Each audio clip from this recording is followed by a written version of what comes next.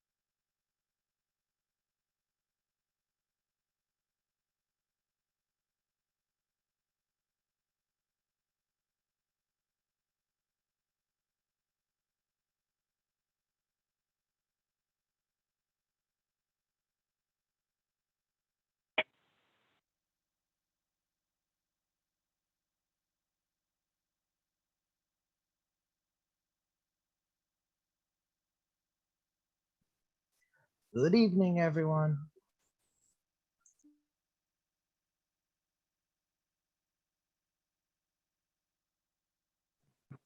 Good evening. Good evening, everyone. Good evening.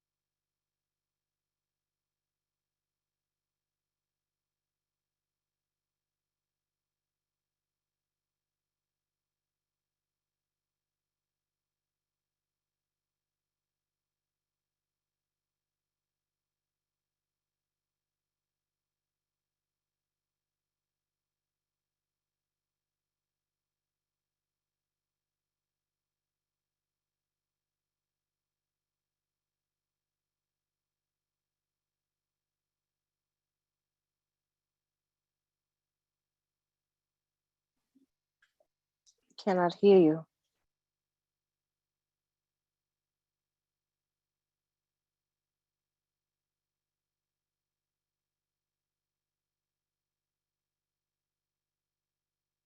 right, good evening, everyone. We're allowing just a few minutes. I think there were a couple of issues with people, with board members being able to access the Zoom. So we're just allowing a couple more minutes. I apologize that we're running a few minutes behind, but we'll be beginning shortly.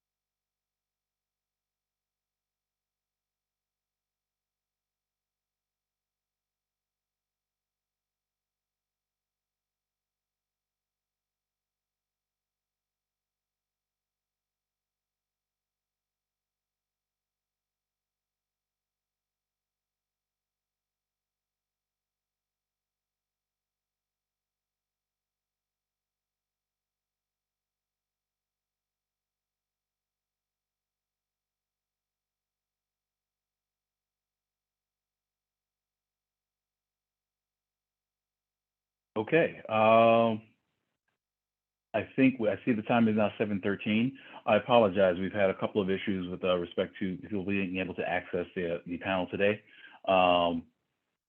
So one of the growing pains in terms of as we're getting more familiar with the technology. But I do want to thank everyone for coming this evening. I see the time is now 7:14 p.m. We are going to call the meeting to order. If I would be able to ask,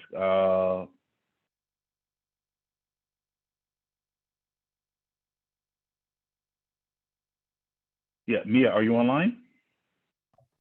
Yes, I am. All right. As we do not have a secretary, would you be able to take the minutes for this evening? Sure. Okay, thank you very much. Sure. All right, please record the time. Oh, I'm sorry. Got it. Thank you very much. Okay. Please record the time. We are now calling this meeting to order. It is now 7:14 p.m. I would like to welcome everyone to the first meeting of Community Board 9 for the 2021-2022 year. It is just phenomenal to be able to see everyone. I hope everyone had a restful summer. I hope everyone is well. I hope your families are well. And, I hope that you're rejuvenated. I want to say that, let me begin by saying, I think last year we went through a lot of challenges with respect to dealing with the pandemic. We definitely had big questions before the board. But I think that as a board, we were able to accomplish a lot. So I am definitely encouraged in terms of, I think there's so much we're going to be able to accomplish this year. So I look forward to working with all of you on CB9. I, again, welcome all of our resident members in our community. This is a community board, so we welcome you here as we work together in terms of making sure that we are providing advocacy and making sure that services are delivered to our community district. All right, just with respect to the rules of order for the meeting, the rules of order are published on our community board website. We're going to waive the reading for this evening. But as always, I just want to remind everyone, as a community board, we want to make sure all voices are heard. So the one thing we ask for is that all viewpoints are respected. We ask that no one speak out of turn. We ask that people are respectful of other speakers and other viewpoints. And we always act with civility. Just one housekeeping item. So as we are here, as we're still continuing to get used to the platform, in order to be recognized, the one thing I want to point out is this, especially if you are on the phone.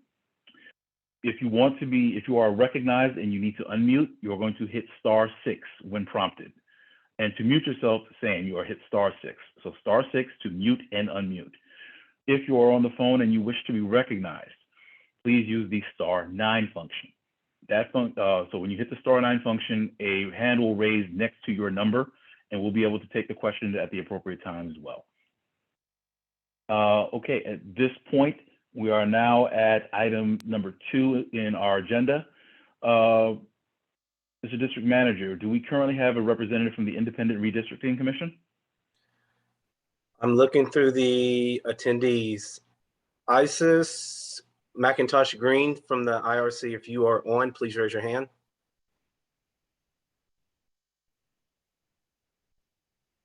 Again, Isis McIntosh Green from the IRC, if you're on, please raise your hand.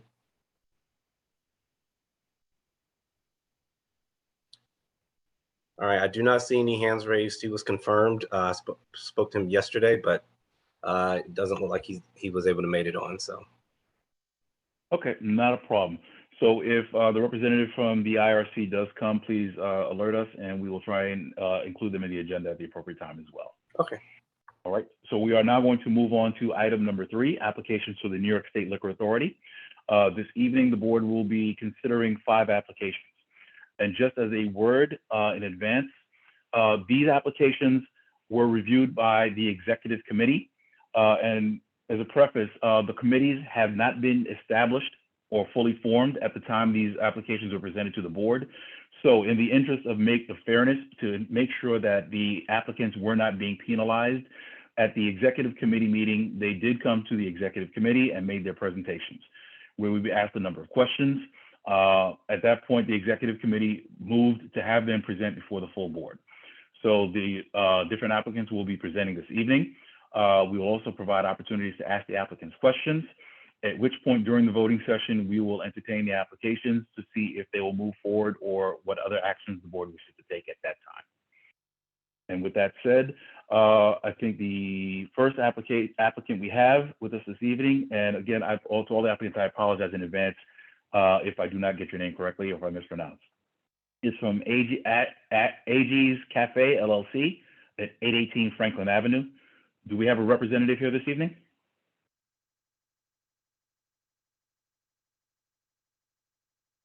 Okay, Dante, if you could please promote the representative to panelists, and they'll have an opportunity to present before the board and the community. All right, Jeremy is on. Hi, how are you? How you doing, Mr. Solomon? Welcome back. Please introduce yourself and your establishment to the board. Tell us a little bit about yourself and your place and what your plans are. Sure. Hi, my name is Jeremy Solomon. I'm the owner and chef of Augie's Cafe, or Augie's Counter. We're located at 818 Franklin Avenue. So we're sandwiched right in between Eastern Parkway and Union. Our space was formerly Butter and Scotch. If you knew it, it was a bar and a bakery. And we are a all-day cafe, bakery, and wine bar. So a lot of things in one. Our operation hours are from 7 a.m. until 5 p.m. And we'll be offering coffee, breakfast pastries, lunch, and then eventually we will have dinner about 3 nights a week. And we'll offer wine and beer. There will be music. Music will be kept to a minimum. We don't have any outdoor space, so it would be pretty soft music. And when we do open for dinner, we'll be open from 5:30 until 11 p.m. And just a little bit about myself. I've been a chef for 15 years. This is my first business. I'm really excited to be welcomed into the Crown Heights community. I'm very familiar with Butter and Scotch, the space. I worked there for a bit as a pastry chef. So I'm no stranger to this neighborhood. And we have hired 3 employees from the Crown Heights community. So, and we're looking to hire more. So, yeah, that's the gist. Okay, thank you very much. At this time, while we have you here, we will take questions from members of the board. Are there any questions for the applicant from members of the board?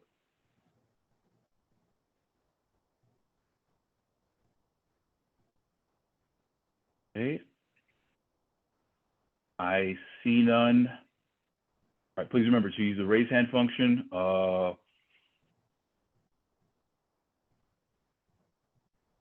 right, district office team, do you see anyone?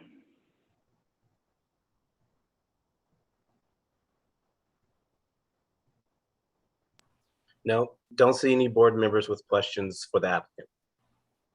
Okay, at this time, we will open it. If there are resident members who wish to ask a question at this time, we will entertain a couple of questions. There is one. I have an Aaron Pierce. Aaron? Hi, yeah. Okay. Thank you. I'm not a member of the board. I'm here as counsel and representative of Sweet Catch, Brooklyn. And I wasn't sure if it was necessary to appear at this general board meeting as well, or exactly how the process works at CB9. It seemed like we were given a positive vote at the committee meeting earlier in the week, or was it last week? I'm forgetting the exact date, but I was just wondering what the next step is and if you would like a reappearance this evening. Yes, actually, we do usually have a reappearance. The first appearance that you have typically will be before the Public Safety Committee, which was actually last week during the executive. So the vote is actually for you to appear before the board, at which point the board, you're introduced to the board and the board will have an opportunity to ask you questions, and then we would vote this evening on the application. So if you are here, you can represent Sweet Catch. I think you are number 5 on the list, so we would call you back up there. If you can still get in contact with your clients, you can contact them as well, and they can still join as well. So we do have a few minutes before we'll be getting them. Yeah, right, they're so, also on. At least I believe Kawana and Celine, both proprietors, are on.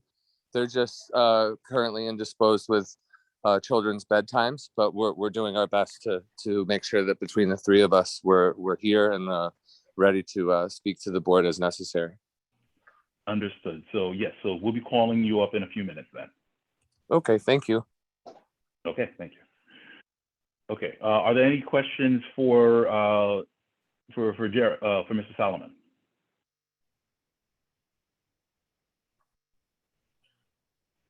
Board I member do see- Augustine Blackwell has raised her hand. Okay, we'll take that and then we're gonna close. Move to the next applicant. Go ahead, Ms. Blackwell, go ahead.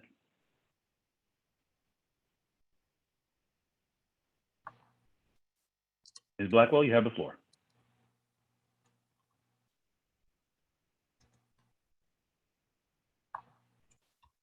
Augustine, are you there?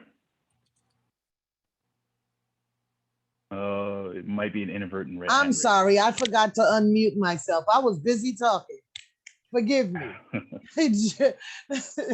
Jeremy, you said 3 nights a week you're going to do dinner. What 3 nights out of the week would that be? Would it be the same 3 nights every week, or will you alternate that? How would that work? Yeah, great question. So to begin, we're only going to do 2 nights a week, and that'll be Thursday and Fridays. That most likely won't start until after the new year. And then if everything goes well, we'll add on Saturday. So it would be Thursday, Friday, Saturday, but to start just Thursdays and Friday after the new year. Okay, thank you. Thank you.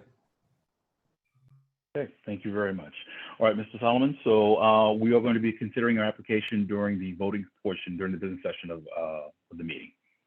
Okay. So if you would like to, you can stay on and you can hear the vote. Otherwise, the board will be in communication.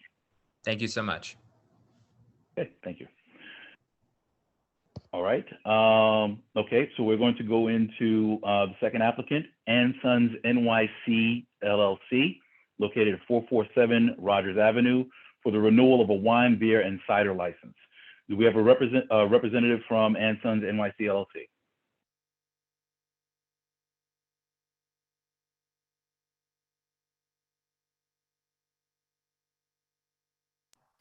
We do, let's see, Phoebe should be on.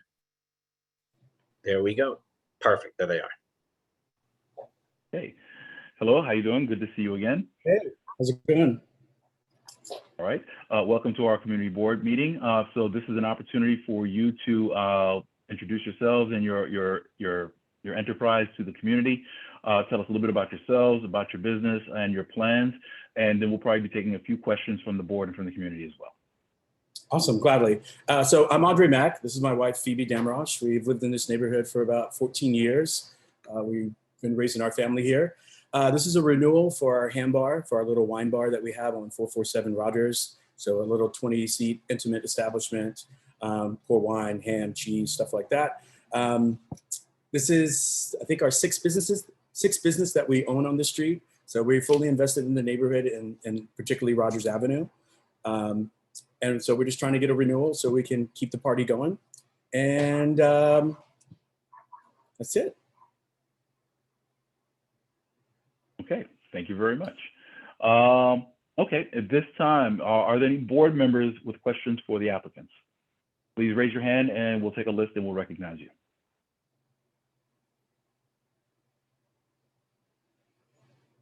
Okay, call again. Are there any board members with any questions for the applicants?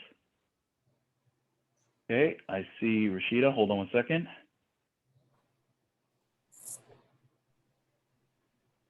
Shlomo Hecht.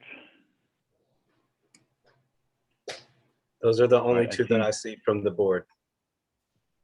Okay, all right, we'll begin with, we'll cut the list after Mr. Hecht.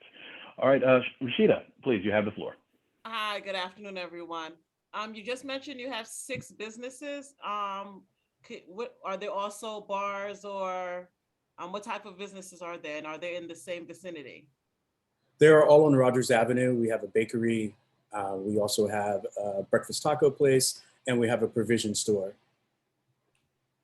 Okay, so no other liquor. This would be your only one? That is correct. Okay, thanks. Well, I mean, we're applying for another business, so you'll see us again later in this meeting. Okay, thank you. You're welcome. Okay. All right, Shlomo Hecht. Thank you, Chair.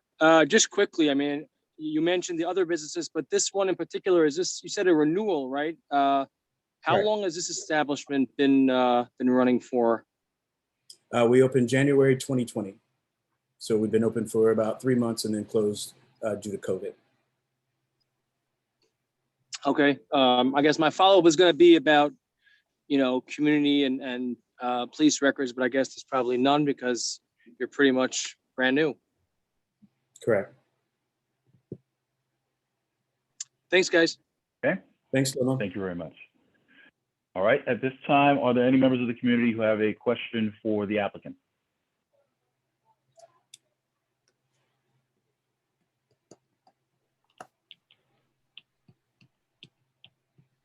Okay, call again. Are there any questions for the applicant at this time? Okay, seeing none, we're going to close on that.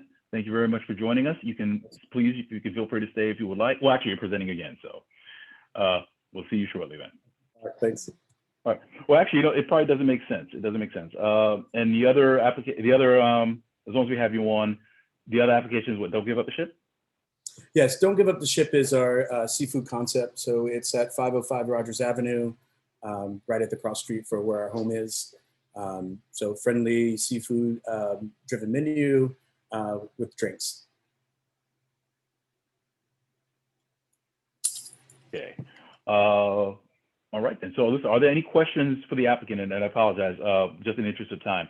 So the application is for Don't Give Up the Ship LLC. This is at 505 Rogers Avenue. And this is for a new liquor, wine, beer, and cider license. All right. Are there any members of the board with questions at this time?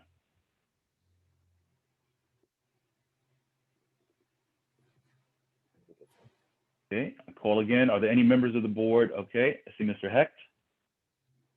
And 1 second. Thanks, Chair.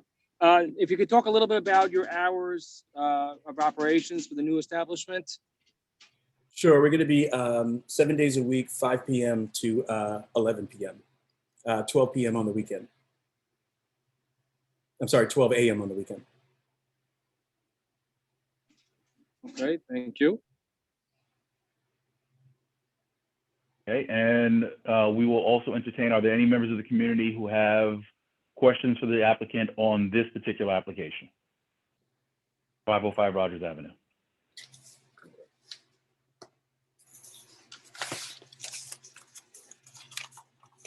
Okay, seeing none. Now we'll say thank you very much. We will, please feel free to stay on. We will vote on your application during the business session.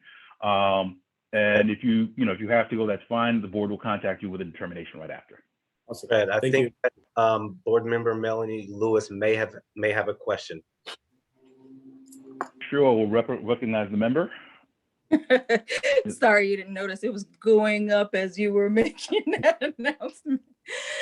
So greetings everyone and good evening. I was looking over the application and I noticed that this particular LLC is located in the backyard. Can you explain more about that for me, please? Did I read that correctly? Correct. There is a small backyard space that will be serving until 10 p.m. Okay, so there's a backyard space of the restaurant. Correct. Okay, cool. Okay, but everybody, I guess, obviously has to enter through the front to get there. Enter through the front, yeah. Okay, all right. I was just, I saw a backyard, so it was outstanding. So I figured I'd ask. Thank you very much, and congratulations on 6 successful businesses. Go ahead on with your Thank you, Melanie. We appreciate it. Thank you. Okay, thank you. Okay, thank you very much. All right. Okay, so we're going to move on to the next application. We are going to now go to, is there a representative for Nunez Ramirez Corp?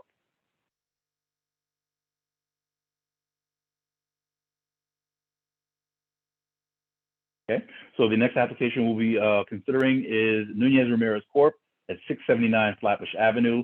This is for a new wine, beer, and cider license.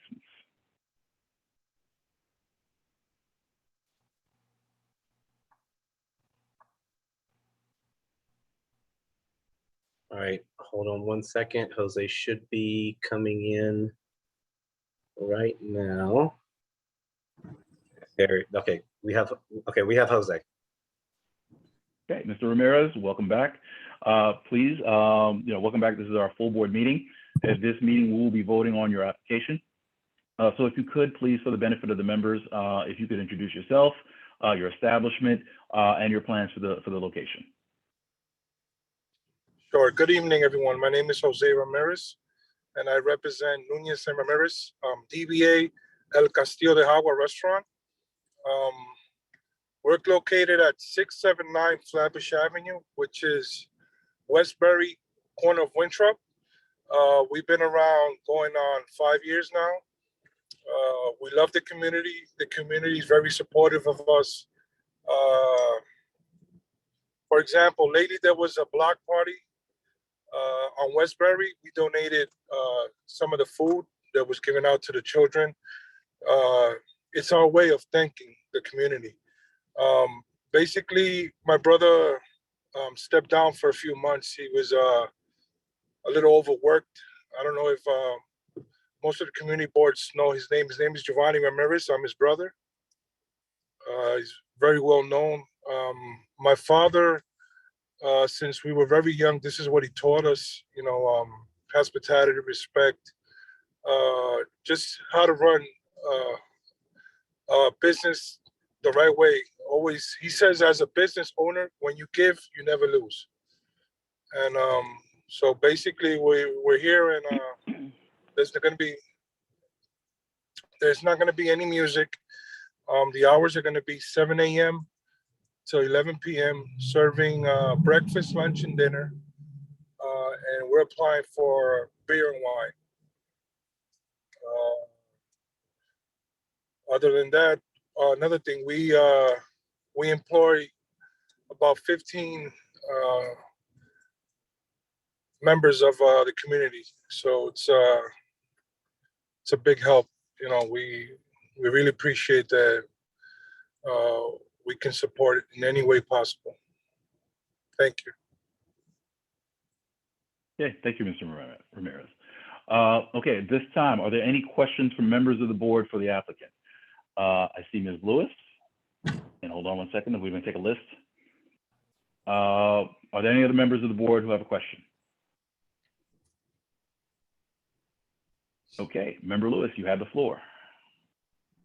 Yes, good evening, and thanks so much for presenting. I was looking over your application and I noticed it said no immediate persons from the community would be hired, but you did just say that you were hiring 15 persons. So is that to say that those 15 persons that you all are looking to hire are not from the immediate community, but perhaps the surrounding community? Or was that just an error in the application itself?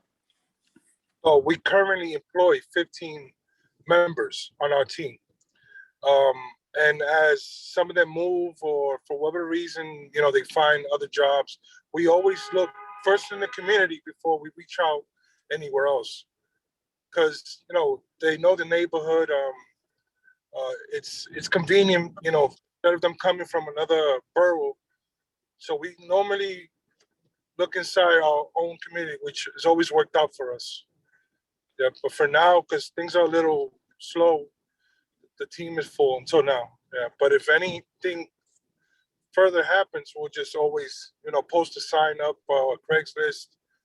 That's the way we hire our employees. Okay, thank you for the clarification there. Thank you. You're welcome.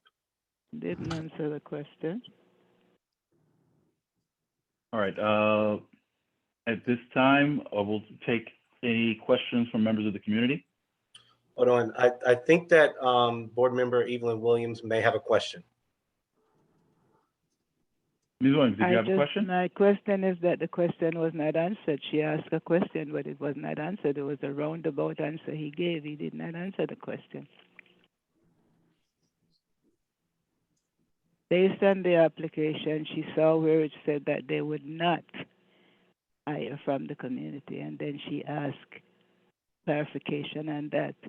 But then he gave a roundabout of what's happening and what they would do and how they would do it. He did not say yes or no, that was an error, or that was what he meant by that. So it wasn't a clear answer. All right, so Mr. Ramirez, I think the question is, on the application, you said you weren't hiring. So, but you said you currently employ 15 people right now. So I guess you're not hiring at this time, or if you could clarify the. Right, there must have been an error. I'm gonna have to speak to Jesse Gomez because currently we're not hiring, but most of our employees are from the community. So definitely, we're always looking to hire, whenever possible, people from the community. So there must be an error on the application. I'll reach out to Jesse and figure that out. Thank you. Okay, you're welcome. Thank you very much for that. Are there any members of the community with questions for the applicant?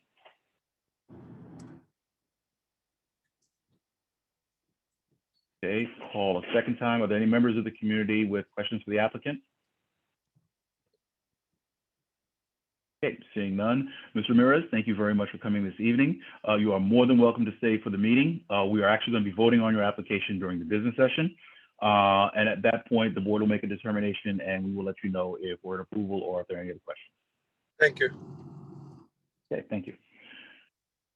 Okay, at this time, we are now going to review the application for Sweet Catch Brooklyn LLC, located at 1222 Nostrand Avenue. This application is for a new liquor, wine, beer, and cider license. At this time, do we have a representative from Sweet Catch?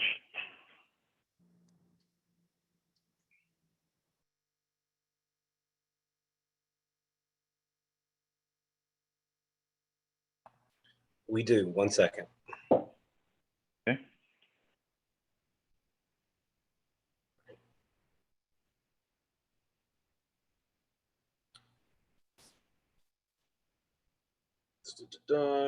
Kawana, are you on? Sorry. Okay, perfect. Hi. How you doing, Ms. Jefferson? Okay, good. My name is Kawana Jefferson, and I am the co-owner of Sweet Brooklyn, located on Nostrand Avenue between Atlantic and Pacific. And we've been open at that location for almost 6 years. Me and my partner are really excited to be able to expand into another area in Brooklyn and bring something a little different than our current model. Sweet Catch, we're looking to offer an elevated seafood boil concept. We will be operating under traditional restaurant hours at 11 a.m., offering brunch on weekends and to about 12 a.m. During the week and on the weekends. We won't have any live music. We do, and again, it's very different from our concept now. Now we have live music and DJs. This concept will have just some background music playing, so for ambient purposes. And yeah, I guess at our current location, we are very involved with community. My partner is on Community Board 8. She's really, we are really involved with the police precinct. We've thrown a lot of community affairs. We've had the what's that, Prospect Block, what do you say, closed off for different functions. I think last Christmas we did what was it called? The name of it escapes me, but I think it was like a Christmas on Nostrand Avenue. But it was pretty successful. We've been really active in the community, and I think it shows just the fact that we are still here and pretty much thriving through COVID. Yeah, I mean, I don't know. I think that's all I have. If there's any more questions, but yeah, that's pretty much it. Oh yeah, we are requesting a full liquor license for the Sweet Catch concept. Again, the bar, it was going to be a very small, modest bar, seating probably about 4 to 6 people max, because we are going with a really food-forward menu. That is definitely our intention. We do want to offer a 7-day brunch as well, as far as some of our product and what we really want to push forward. So we want to really have a really bustling afternoon, which is very different from the concept that we have now. But again, we are excited to offer something different. I don't think there's any boils in the PLG or Flatbush area. I know they're popping up a lot of different places in Brooklyn, but not in that area in particular. So I think we're bringing something that the neighborhood will be able to really enjoy and find appetizing. Thank you very much. You're welcome. All right. At this time, well, actually, I do see Mr. Pierce, your hand is raised. Did you want to speak as well, or? I just wasn't sure if Kawana's hand had gone up yet, so in case she was indisposed, I raised my hand. But obviously, you can see her enthusiasm and totally understand her community involvement and designs and intentions for her place. So I really don't have much useful to add. Okay, thank you. All right, at this time, if there are any members of the board who have questions for the applicant. Yes. All right, I'm going to take a, hold on, before we go, I'm going to take a list. So Ms. Williams, I do see you, I hear you. Yeah. Hold on 1 second. 1 second. Ms. Timothy, I see you. Are there any other members of the board who have a question? Oh, can I Okay, speak now? seeing none. Yeah, hold on, okay, yeah, the list is done. Ms. Williams, go ahead, you have the floor. Yes, and the question, 1222 Nostrand Avenue is located where? Between what, 2 blocks or whatever? It's between Winthrop and I would have to look at the cross streets. Hold on, let me check. I know the one of the cross streets are Winthrop. Winthrop and Hawthorne? Yeah, yes, Winthrop and Hawthorne. So we haven't heard anything about that. We're gonna have to look into that before. All right, go ahead. Thank you so much for the question. Okay, Ms. Timothy?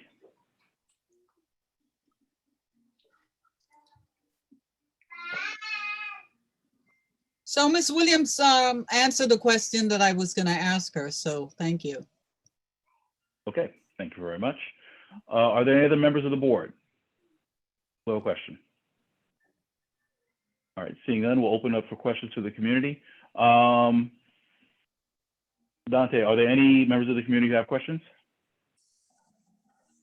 Seeing none. Okay, seeing none. Ms. Jefferson, thank you for coming this evening. So we are going to discuss your application during our business session. So at that point, we're going to have a vote. We'll see how we're going to dispose of your application. If you would like, you're more than welcome to stay for the meeting. Otherwise, the board will be in touch with you as well and let you know what our determination is. Thank you so much. Thank you. Thank you for joining us this Good evening. night.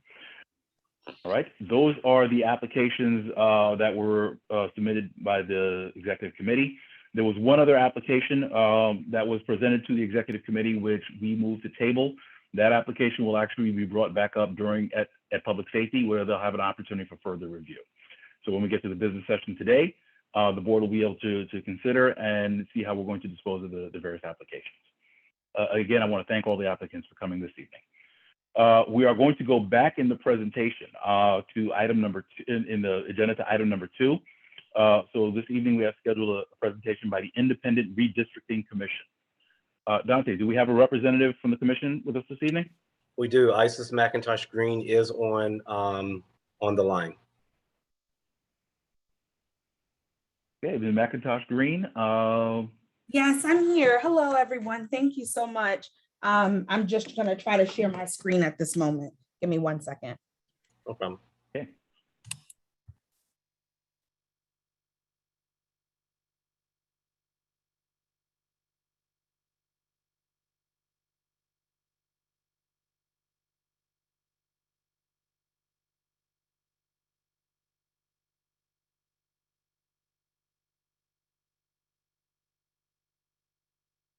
Okay, great. Thank you so much.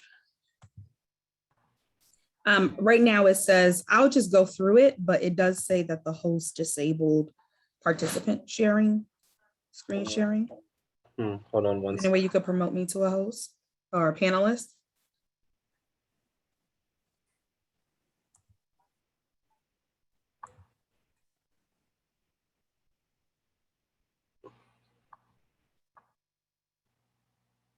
Khalid, are you able to promote?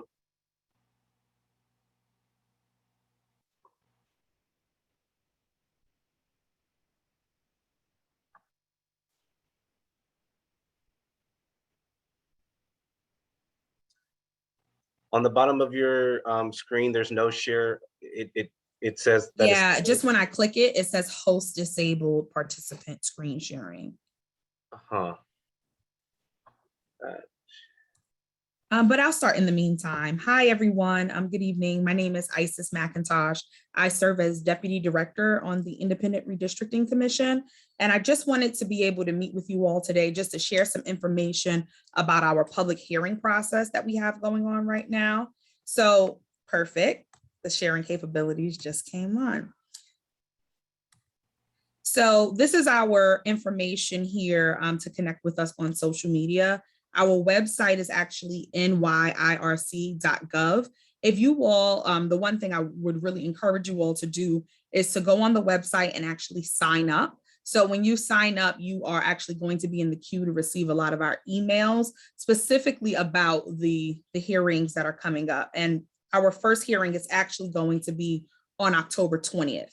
So for you all, I would draw your attention to the hearing that's coming up on Wednesday, November 16th at 3 p.m. at Medgar Evers College. Great. So back in 2014 is when the commission pretty much came around. You all had made a decision, or the majority of New Yorkers voted to establish this independent commission to take the initial map drawing process out of the hands of the state legislature and into the hands of the people. And so one of the most important things now that we've actually released our maps, the maps have been out since September 15th. If you go on the website, we have a feature where you can overlay current maps with the suggested maps, so you can actually see where districts started to move around. We do understand it doesn't take any special software as long as you have access to the internet when you go to our website. These are our commissioners. Our chair is David Imamura and our vice chair is Jack Martins.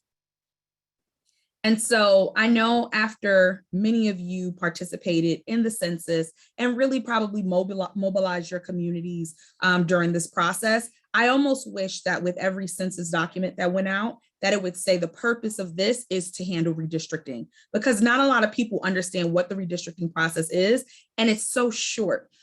Short as in, I was actually just hired on the commission back in July. Pretty much in June is when the commission finally received the resources to staff up and to begin to get ready to analyze data.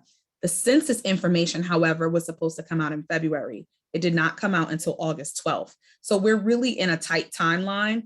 And the biggest thing that happened after the census is, of course, we lost one congressional district. It was actually expected that we were going to lose 2 congressional districts.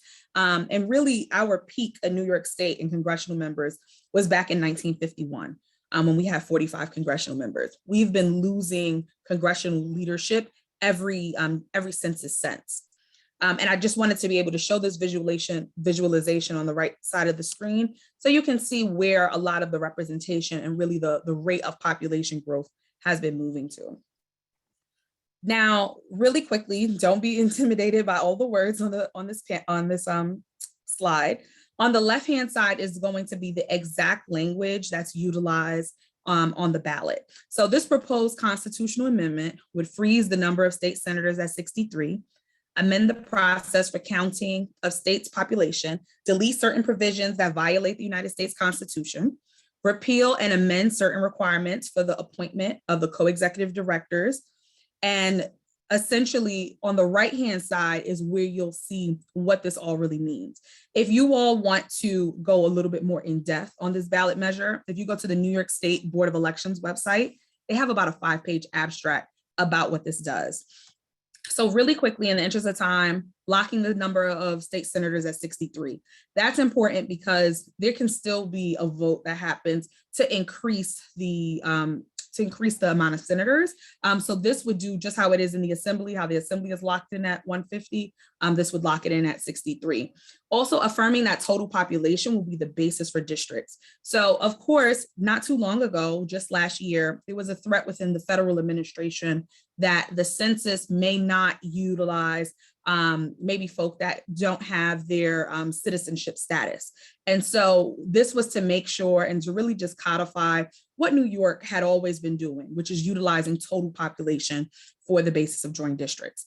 This also deals with reassignment of prison population, which is once again, something that New York State has been doing. As of right now, I'm looking at how many people were in state facilities in New York. There's about 39,000 that has to be reallocated to their last address. Now, also the redistricting timeline. When we originally came out in 2014, primary elections were in September. So submitting maps to the legislature in January would provide enough time to be able to have those maps certified before people are petitioning. However, now that the primary got moved back to June, we're in a much tighter time crunch. So this is going to make sure that in future decennial censuses that we will be able to have the adequate amount of time by presenting the maps in November. And then also this will eliminate the block one border rule, which is something that had affected how New York State Senate maps were drawn. Just wanted to talk a little bit about population. We are officially over, and this is of course, just based on the census data. We are above 20 million people in New York State, which documents about an additional 823,000. Brooklyn specifically actually saw the most growth with 9.2% of its population. This is just data about where kind of the population loss and growth were between the actual counties, the cities. One notable thing is that until this census, Rochester had been the third largest city in New York. However, now Yonkers has surpassed them. And then this shows the real reason why I'm here tonight. On our public listening tour, these were our numbers. We had about 51 people testify from Queens. We understand that a lot of the drop off was probably because a lot of people thought they had to sign up for the hearing in order to just watch it. But this, to me, doesn't represent the amount of New Yorkers that are going to be impacted by this process and that should actually be at the table, providing us with the information that we need. The last thing that I'll show is actually when I need you all to show up and to show out. Once again, it's November 16th at 3 p.m. at Medgar Evers College. You can sign up on our website to testify. We're really depending on you to be able to communicate this message to the masses because, of course, the census was a federal agency. We have a much shorter timeline and we are much more local. So starting October 20th is when the Buffalo hearings are going to happen. And then we'll pretty much move quickly up until Thanksgiving. That's going to be when the hearings cut off. In the meantime, you can submit written testimony. You can also submit maps. Even if it was a Google map, you can still outline and show what communities should be together. Take a look at the maps on the website and let us know what did we do well and where does the improvement and the change really need to happen. The whole point of that constitutional amendment was to make sure that you all are the ones who have the final say-so on the maps. And unfortunately, right now, unless we can really get up the number of people testifying, we will have some type of Zoom component as well. So you can either testify in person or on Zoom. And there's actually going to be COVID rapid testing, specifically in the New York City locations, happening outside of the event. So in the event that a number of the CUNY schools or whatever schools where these sites are, you'll be able to get your negative COVID test, hopefully, and go on inside. Thank you so much for allowing me to present tonight. Thank you very much, Ms. McIntosh, for your presentation. You have a couple of minutes. Will you be able to take a couple of questions from the board and from the community? That should be fine. Okay, thank you. I do see, we'll take board members first and then members of residents. I do see Warren, and I believe our district manager has a question as well. Warren Burke, go ahead. Hi, I'm Warren Burke. I'm the first chair of the Community Board 9. Thank you for a great presentation. But I'm not clear on what you want us to comment on and how it affects our district. Got it. So on our website, we release congressional, state senate, and state assembly, new state assembly districts. And so when you go to our website under the map section, you'll be able to compare the current district that you have right now to the districts that we've drawn. Now that population has moved around, we need to be able to get them back to their ideal population. So are there any changes with our district that we should be aware of, that we should testify about? So every district, I guess, probably changed in some way to meet population, but it's something that you all will begin to, I would hope, as a community board and some of your local groups, begin to have conversations about to figure out what are the best decisions for your district. Also, on our YouTube page, we have all of our past public hearings. So you'll be able to actually go and view the testimony, whether that be to figure out how to testify or to just see how the process goes and to figure out what other people in Brooklyn were saying about the maps. Okay, so what you're saying to us is you're giving us a heads up. There could or could not been changes. We should take a look and then decide. I'm giving a heads up about the whole process, yes. Okay, that's perfect. Thank you so much. Thank you. Okay, thank you. I see Melanie Lewis, and then I see Yakov Berman. Thank you so much. Thank you so much for this presentation and bringing this to our attention. I wanted to know if you could say the website again for us, please. And yes, also, definitely. Yeah. I'm sorry, you were about to say something else? Oh, no, I'll wait so we can hear that. Okay, so the website is nyirc.gov.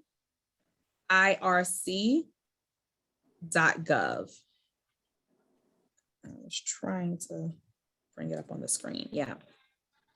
Thank you. So we lost, I'm sorry, was it one congressional seat or two congressional We lost seats? one congressional seat. Okay. Is it possible at this hearing that we can petition to still have representation, or we just automatically lost it, so there's nothing that we can do to make sure there's representation? So that wouldn't be on our level. That would Got be you. on the Federal Census Bureau level, regarding, challenging that. On Okay. our level, it's the information that was released that we're required by law to utilize for it. Thank you. And just for information, this kind of gives some background. That's why the census efforts are so important. My understanding is we were expected to lose 2. We lost 1, and the one we lost was by 15. It was by 15 people. That's how we lost that seat. So, just we have it in mind. So, congratulations, and I thank all those members of the board who really worked very hard on the census efforts. But we got to remember, so we've reset the clock. In 9 years, we've got to come out just as hard, because those are the things that have consequences. So we've lost 1 seat. Yeah. Right. Rabbi Rabbi Berman, I see you. Oh, I'm sorry. Go ahead. I'm sorry, Chair. I just wanted to make you all aware that there's folks putting things in a Q&A. So I just wanted to make you all aware of that. Some of the things that they're saying. Thank you. Okay, thank you very much. Rabbi Berman and Dante, I see you. So right after that, you'll get that. And then I see Mr. Almar. Thank you Go for ahead, Rabbi having Berman. me, MOC. Thank you all. I think this is a critical issue, because if, redistricting, if we take 3 blocks from one district, you put it into the other district, you look at our latest races in the district, they're all very close. Could really make or break an election.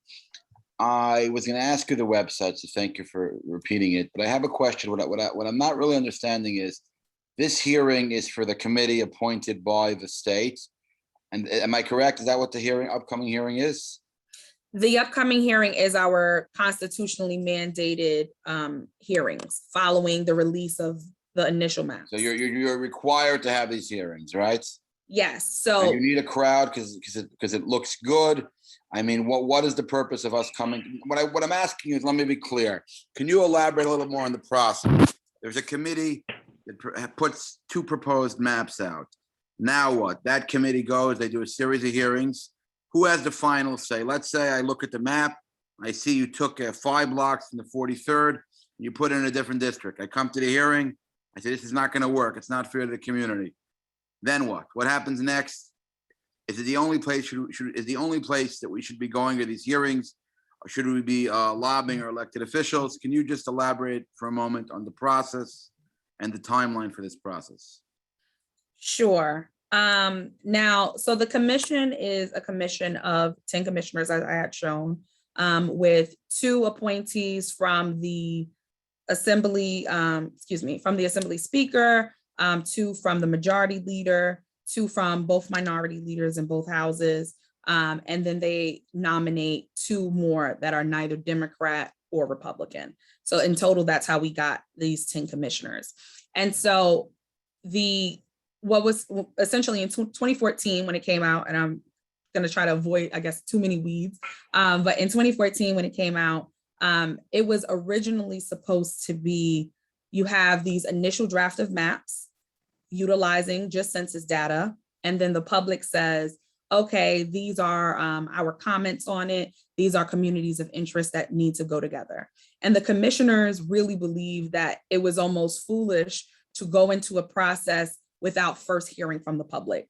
So over the summer, they put together this public listening tour, which was all virtually, giving everything that was going on with COVID. And so what happened after that was the release of the map. So we're back on that same timeline that was required with the 2014 ballot.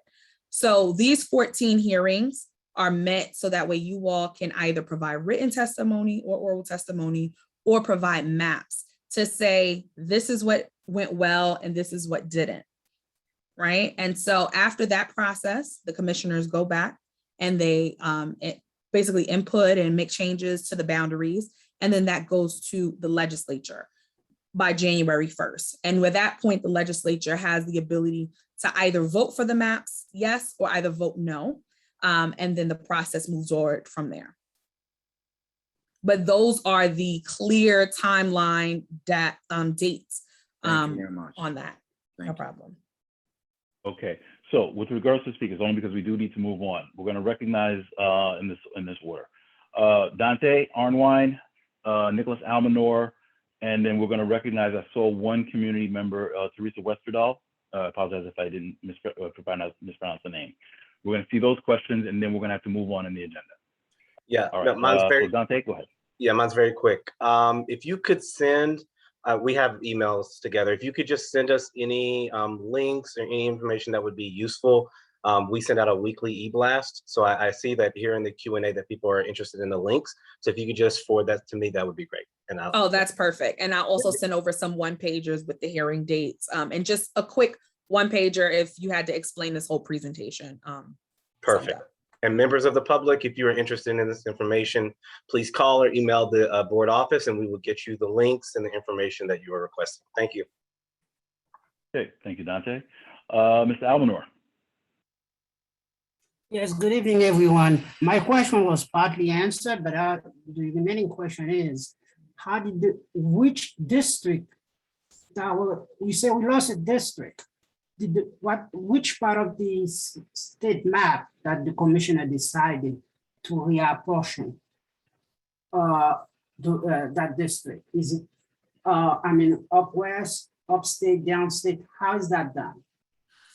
So just with the population changes. So for instance, I mentioned that there was a lot of population growth in Brooklyn alone. It's important that we hear from you all to figure out where to start. For instance, I can just be candid. You all know where the community Brownsville is. I'm from Brownsville. I grew up in Van Dyke houses. I remember having to know which side of the street you lived on to know what senator represented you, even though it was the same NYCHA development. And so I say that to say, when people were able to point out certain issues that existed within their district, the commissioners were able to go to those points to see, okay, well, is the district underpopulation? Is it overpopulation? And figure out how to make that community whole, which is why it's important to say that.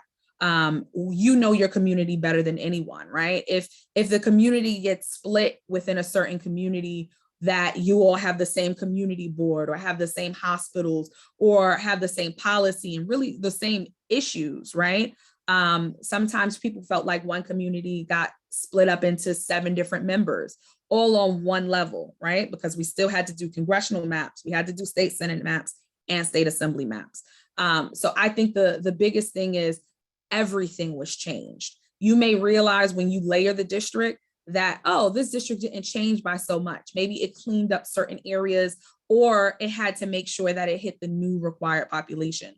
On the Congress level, almost 50,000 people had to be added to each district to make up for the one that was lost. So there's really going to be, some movement, but we hope to have kept the cores of existing districts the same. Okay, thank you. And now we will see Ms. Westerdahl.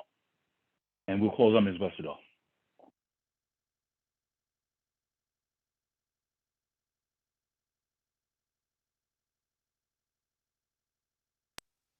Yeah, I'm just hoping, like I posted in the questions, to see some links. I really appreciate links because I use my phone to communicate, and the pages are impossible to read. Not impossible, but it's very difficult to read. And posting a link, I find, opens up a web page that can easily be shared with other members of the community. And if we had an open chat, this could go quite easy. And I'm not a fan of turning off chat for this webinar that you're using now. So I'm really interested in the information that ISIS is offering and would like some links. That's all. Thank you. Absolutely. So those links will be shared with the district manager. You can contact the district office, and we'll make sure that those links go out. So they'll be publicized. You contact them to get them directly. Okay. Ms. McIntosh, thank you so much for joining us this evening. I have a feeling that we may have some additional questions, so we may be calling you for some follow-ups in case. Not a problem. And I look forward to seeing you all again. Thank you so much. And again, you said that date was 11/16 for the hearing at at 3 Medgar College? p.m. Correct. Okay, thank you very much. All right, at this time, we are now going to move into public commentary. Public commentary is exactly 30 minutes in duration. Those people who have signed up will be allowed 3 minutes to present before the board. At this time, Dante, do we have anyone who signed up for public commentary? We're going to take the list first, and then we're going to begin. We do have people that Who do have we have? signed up for public commentary. Mia, could you? Sure, I have a few names here. I have Sean Clark, Gabrielle Napolitano, and I have Napolitano. Leslie Stewart. Stewart. That's all I have on my list. Okay, so Clark, Napolitano, and Stewart, you said, correct? Yeah, Leslie Stewart. Okay. All right, we'll begin with that, and we'll see if there are any other names. If I could ask one of the district staff, please make sure your timing. I remind all the speakers, please remember you have 3 minutes. Please keep your comments to that time frame. And I would also remind everyone to please make sure that we're respectful of the speakers. Make sure your microphones are on mute. No commentary. Let the speakers please be able to present their positions before the board. Okay, if we can have Sean Clark. Sean Clark, if you are on, please raise your hand.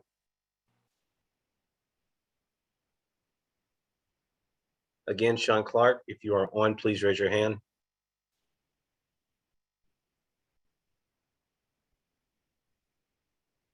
Okay, no Sean Clark. Okay, we will do a second call. And as a reminder for all those who are on by phone, to raise your hand, you will press *9, at which point we will recognize that. Going next on the list, I believe we said it was Napolitano.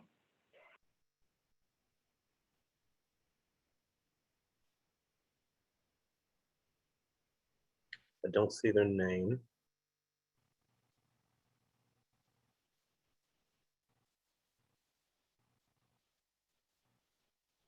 I'm sorry, I missed the first name. Mia, what was the first name again? Gabrielle. Gabrielle Napolitano, are you with us? If you're here, please raise your hand.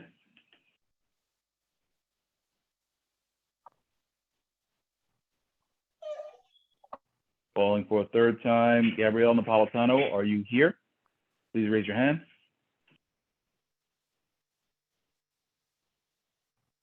Okay.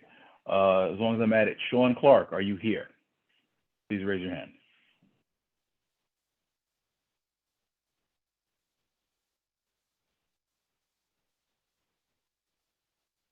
Sean Clark, last. Okay. Going on to the next speaker, Stewart. Last name Stewart. What was the first name again, Mia? Leslie. Leslie. Yes, Leslie Stewart, if you're present, please raise your hand. Leslie Stewart, if you are present, please raise your hand for public commentary.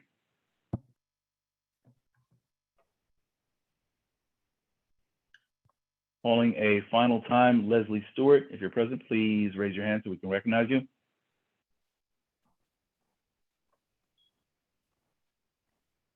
All right, I see a number ending 3107 raise their hand. Is that Leslie Stewart?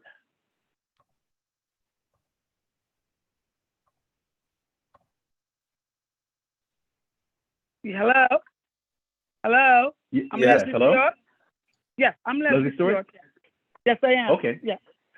All right, we have you signed up for public commentary. Did you wish to speak before the board? No, I'm not speaking on, I'm speaking on behalf of myself as a community member. Okay, absolutely. So you have the floor right now. You have 3 minutes, okay? Please keep your comments to that time. Great. Special good night to the district manager, Mr. Dante Alwine, if I'm pronouncing your name correctly. That's correct, yes. I would like to applaud you for your professionalism as the district manager, chairperson, Mr. Fred Batiste, and all Community Board 9 board members and members of the community and invited guests. My name is Leslie Ann Jules, Stewart, formerly Stewart. I'm a community activist. I live at 828 Midwood Street, Brooklyn, New York, and I reside at Harry Silver Housing. My co-shareholder is Junella Perry, who is on the board, Community Board 9, and Blackwell, Augustine Blackwell. I would like to address some issues. I am making a formal complaint to the district manager and all the community board members pertaining to these two community members who is abusing of their authority. I recently sent in a block party permit. I've been doing it since 2012 for my community. I recently sent a block party permit and they actually went to community SAPO's office and did something against Community Board 9, trying to abuse their power and their authority, and it has to stop. I've been doing this for the community since 2012. I'm a very involved community person and an activist in my community. Junella Perry and Augustine Blackwell has been very vindictive and malicious acts against the people in the community. Example, recently I sent a block party permit, which I've been doing since 2012 and always get approved. They had tried to stop this permit in 2012-13, where when we had Pearl Mize. Pearl Mize sent a formal letter stating them that they have to work together as a community, which I still have that letter in my possession. Since Junella Perry and Augustine Blackwell, who is both on the Community Board 9, has joined our community, there has been a lot of discord and abuse of authority. And I'm calling Community Board 9 to work as the district manager, Mr. Dante, for you to work and speak to these two community members on your Community Board 9. I'm presently doing a petition. I have collected 300 petitions to remove these two people on our Community Board 9. They're sitting on our Community Board 9 for their own interest and not the interest of the community. Anybody sits on our Community Board 9 is supposed to be the best interest of the whole community. The abuse of the authority may also include conduct that erected hostile, offensive work environment, which include, but is not limited to, the use of intimidation and threats and blackmail. So I'm asking that these people do not sit on our community board if they're fighting the ones being vindictive and malicious against our community. Again, I thank you for listening and thank you for the great job that you're doing. And I would like these two people who sit on the committee board, for you to do any form of correction to let them stop what they're doing. Okay, I was sitting in the Dwayne Reed was giving me a donation towards for the kids in the community.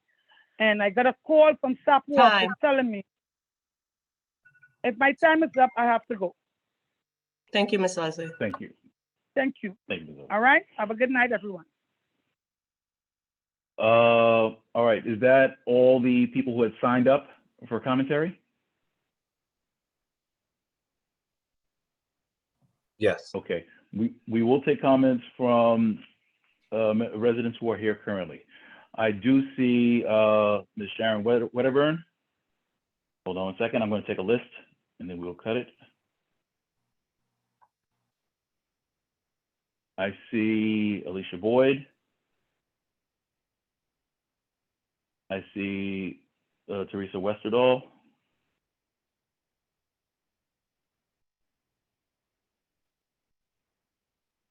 I see Tyrone McDonald.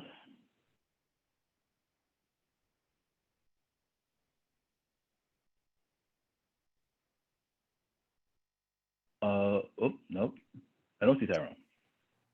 Okay, and I see Tamika Gibbs.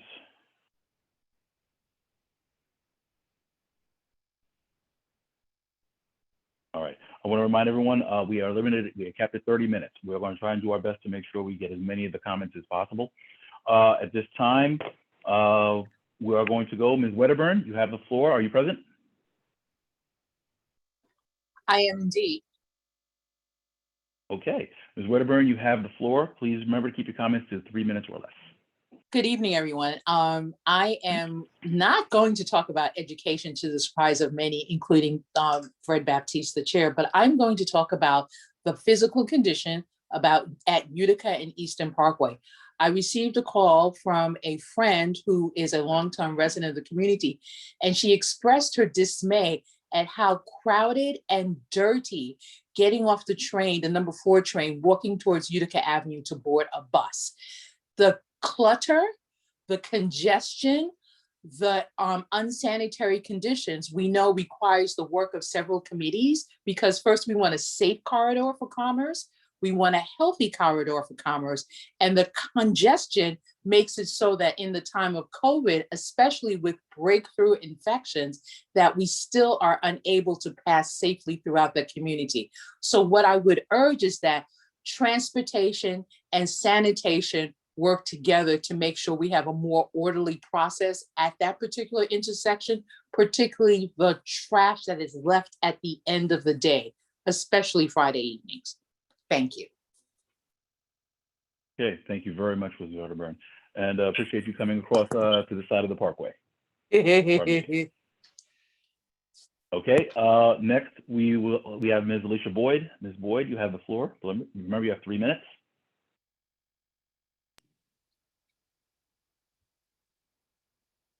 Hello? Is Yes. this a community board meeting? Because I don't see the community. I see the chair once in a while. I see the DM and I see the assistant DM. Is this a community board meeting? Because if this is a community board meeting, why don't I see the community? I should be able to see everyone who's in attendance at this meeting. I should be able to talk to the board members because they're supposed to be representing the interests of the community. So how am I supposed to talk to the board members and I don't even know who's here? And I have no way of saying, hey, hi, my name is Alicia. Who are you? This is my issue. This is my concern. Are you the chair of this committee, or when are you meet? There's no way in which I, as a resident, can actually have any conversations or any interaction with the board members. So I'm just a little confused about how this format has now got to this, where we're completely, the community is completely removed from this process. You don't see the community here. It's supposed to be community board, 2 words, not board, but community board. And yet the community is completely removed from this space. And we have no opportunity in this particular platform to be able to conversate with other board members, to conversate with other residents? I mean, so what's the sense of this? I mean, I'm just a little confused. So you're supposed to just throw information at the community and never have the community respond back? Oh yeah, except for this 3 minutes. And then that's the end of that. But that's not how a community board is supposed to work. It's supposed to be representing the interest of the community. And so there's supposed to be an ongoing dialogue that we should be able to engage in with all board members. And yet right now, all I see on my screen is 6 people. Augustine Blackwell, Rosemary, Evelyn, Debbie, Dante, Fred, and Brooklyn Community Board 9. So that's it. That's the only people who are present at this meeting. Because that's all I see. Is that the only people at this meeting? Is that the only people who wind up showing up? Is these are the only board members that are here? And even if that was the case, how would I be able to reach out to any of these board members and have a conversation and express my concern outside of this 3-minute window that we're given? So I'm just wondering who designed this particular format? Who's responsible for it? That's a question. It's a question. Is it going to get answered? This Does time anybody it's hear not. me? Does anybody hear me? Because everybody just kind of like, it's a question. Who designed this format where the community has no interaction with board members? Absolutely none. Who doesn't even know who's here, who's present? COVID did it. No. This is a platform. This is a Please respect the speaker. I don't know who that person responded, and that's another thing. You don't even know who's talking. Ms. Boyd, go ahead. Finish your comments. COVID didn't sit there and design the Zoom platform. Sorry to interrupt you, Ms. Boyd. That's time. Thank you. Ridiculous. Thank you very much, Ms. Boyd. Next, we have Ms. Westerdahl.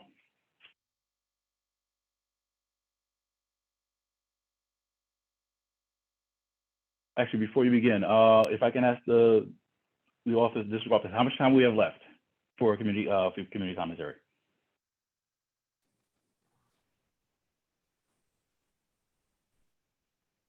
I have 13 minutes. Okay, all right, so let's continue very quickly then. Ms. Westerdahl, are you there? Yes, can you hear me? Yes, we can. You have the floor. You have 3 minutes. Well, first of all, I agree with Alicia Boyd that I have been to several other community board meetings recently, and the way they're run is completely different than this. And it feels bad what's happening here to only see 6 people and not see everybody who's in the meeting, not be able to ask questions, not be able to chat. I don't know how many people are in here, and other community board meetings around the city, this is not what's happening in them. People, you could see everybody in the meeting, you could chat with people, you can ask questions. It's very nice. And this is very unwelcoming for me. And I really want to be involved and share information and talk to people about some concerns I have. That isn't what I really wanted to talk about, but I really want to talk to the safety board, and I've been looking for a meeting to pop up so I could talk to them directly and attend a meeting. And that hasn't happened yet, and that's unfortunate. But I have particular concerns about areas in our community. Empire Boulevard area, there's a lot of broken glass, debris, garbage strewn all over, rats, pigeons, and the glass is really hazardous. There are children walking along that road going to school now. And I'm talking about the 183 Empire that used to be Arna Strauss, the where the funeral home used to be. The boards are warped and about to fall over on that location, where the funeral home was next to 183.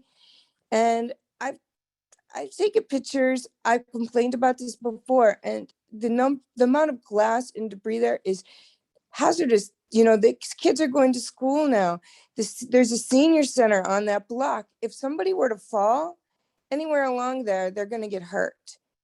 I mean, it's bad. The pigeon feces is like built up solidly. The burnt facade of 183 hanging off of there is dangerous. There are oil barrels full of oil stored in there in that lot. And, you know, I've complained and it's still a mess. And nobody's come forward with a report from the fire department about what caused that blaze, all those cars on the street. What happened there? Do you know? I'm not getting any answers. I've asked at other meetings as well. And Nostrand Avenue is also a big problem with dirt, ropes and trees, really badly maintained, not safe, along with, you know, with COVID, I guess. I'm so sorry to interrupt, but at this time. Well, the food co-op closed down, Associated closed down. Where are people getting fresh food from in my neighborhood? It's a tragedy. All right, we'll be discussing some of those matters during other reports as well. But the district manager here and the office team is here and they've taken notes, we've taken notes. So we'll try and address as many of those as well with respect to the responsible agencies. Thank you very much for your comments this evening. At this time, we'll recognize Mr. McDonald. Are you here?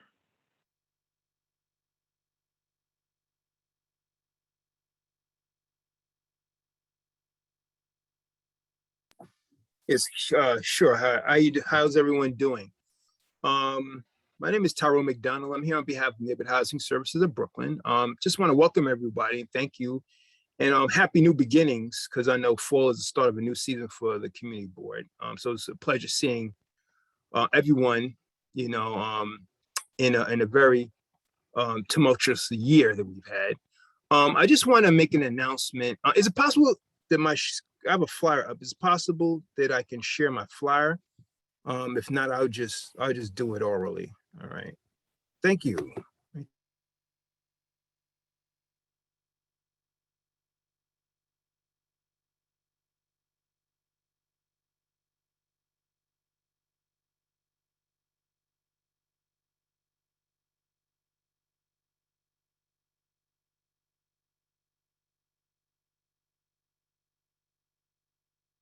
Mr. McDonald, you still there?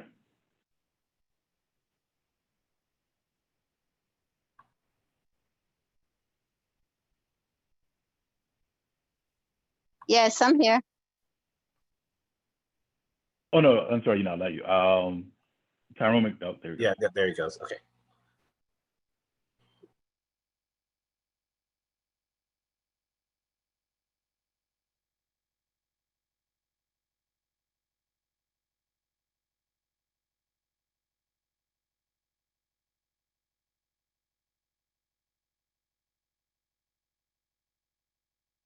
Okay, Mr. McDonald, we see your flyer. Are you still there?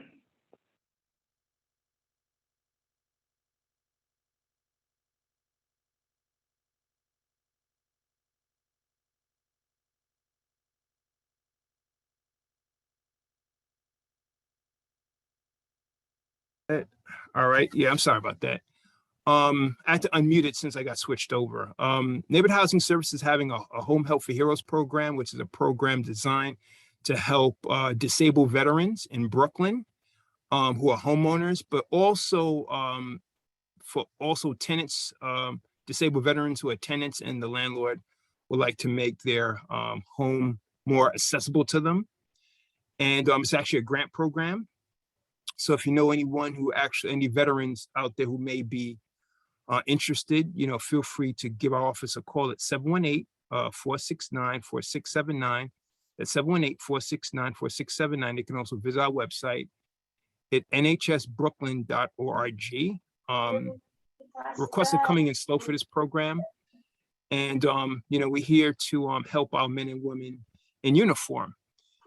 Also, lastly, I also want to announce that there's been some changes in September with regards to the eviction moratorium, and also the rent relief program.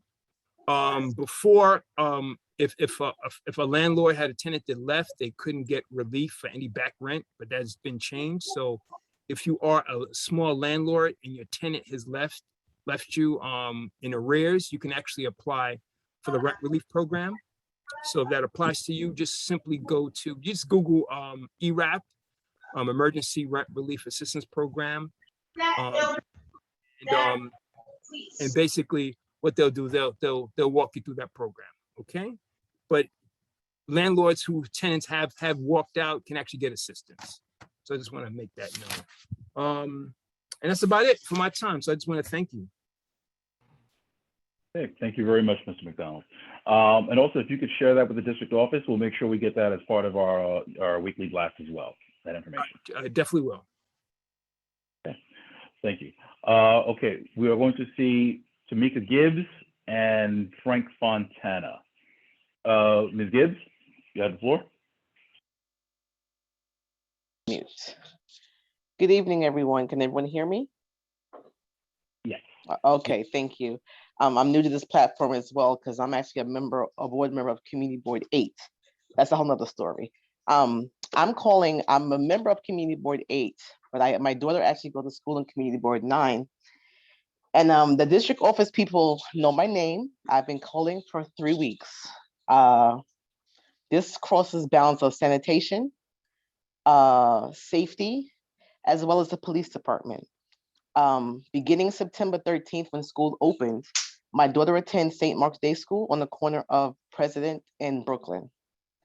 Since September 13th, daily, first issue, there is a pile of garbage that's approximately 6 to 10 feet piled up high. Also on President Street between Brooklyn and Kingston, I'm trying to just follow with me. The width of 2 double parked cars is 2 structures. The width of 2 double parked cars, the length is about 30 to 40 feet long. 2 structures with garbage piled at least 10 feet high daily in front of course, Street from the school. In front of the school, there is no parking during school days. That sign doesn't even matter. The first full week of school, I've called the district office. I've made several 301 complaints to sanitation, to police department, every representative agency that would remedial the problem. I've sent photos. I've have a history of pictures, piles of garbage. Reached out to BK8 sanitation commissioner, inspector. He said he was going to clean it up. If I told him I'm a city employee as well, I would not clean it up because that's way beyond the scope of be cleaning up. The Wednesday after that, they moved the garbage. It was so much garbage, they moved it down Brooklyn Avenue between President and Union. This is daily. Today is September 30th, and today is still the same problem. I've had the police department call me back from my 301 complaints, giving me some man number to call if I need something moved. I said, no, the sign clearly says no parking during school days.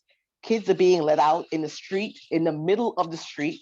If there's a emergency happens and the emergency vehicles need to get through the block, they cannot. And I don't know. I've asked the community board, I've asked the precinct, I've asked sanitation. So we're going to wait for some child to get hurt in the middle of the street and get hit by a car because they cannot park in their place that's designated for the school to park for pick up and drop off. I've literally had an argument to where I wanted to hit somebody. Hello. I had to argue with the man, and he's telling me don't park here. The truck is backing up. I said my child is coming out of school. I'm not. You just signed. I just showed him the sign, but it's like I'm not getting any recourse or any action from anyone in this district, and it's still literally going on to this very moment. And that's my time. That's all I have to say. So if somebody could at least direct me. I've talked to several people at community board. They have my name and my number. I just need some action because it's very unsafe, extremely unsafe for the entire district. If someone has a heart attack and need to call 911, ambulance can't get to the block because the illegal structure, the garbage, and just mayhem in front of the school. And that's that. That's all I have to say. Okay, thank you, Ms. Gibbs. So the team will check up on that and they'll follow up with you in terms of any actions that will be taken on that side. If you have any 311 number complaints, I please have a send list. those as well. I have a list. Okay. I will send them to the office tomorrow if you want. Absolutely. So that way we can consolidate all of them and make sure we're following up. No Okay. problem. All right. We are almost out of time. I do see Frank Fontana. We will recognize you as the last comment. I think we're out of time after that. Mr. Fontana? Hi, Fred. How are you? I'm from the Buildings Department. Is this the right session where I can give an update, or is there another portion to the meeting? Oh, you're going to come up next. We're going to Okay. get you an acknowledgement. Okay. Okay. All right, then. If I can ask district staff, how much time we have left in public commentary? 1 minute. All right. So at this point, I think we've exhausted our public commentary for this month. I want to thank all those speakers. If you do have any complaints or issues, please send those to the district office, at which point they'll look at those and they'll be able to process. We ask if you have 311 complaints, especially to always make sure you send those numbers as well. So that way the district office can contact the appropriate agencies and follow up and try and get resolution for you as well. Again, we thank you for this opportunity, for letting us know your thoughts. We definitely use the feedback in terms of trying to improve our operations, making sure we are addressing issues that are important in the community. At this time, we are now going to go on into acknowledgements. If you are the representative of an agency or an elected official yourself, please raise your hand so we can recognize you. In the interest of time, we would ask that you keep your comments brief, just an introduction, who you're with, and contact information as appropriate as well. Okay, so for Mr. Fontana, I see you. Hold on 1 second, we're just gonna get a quick list. I see Karen.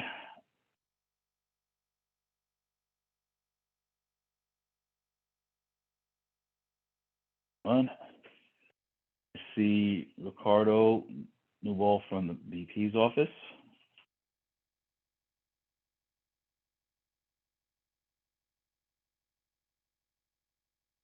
All right, those are the three I have.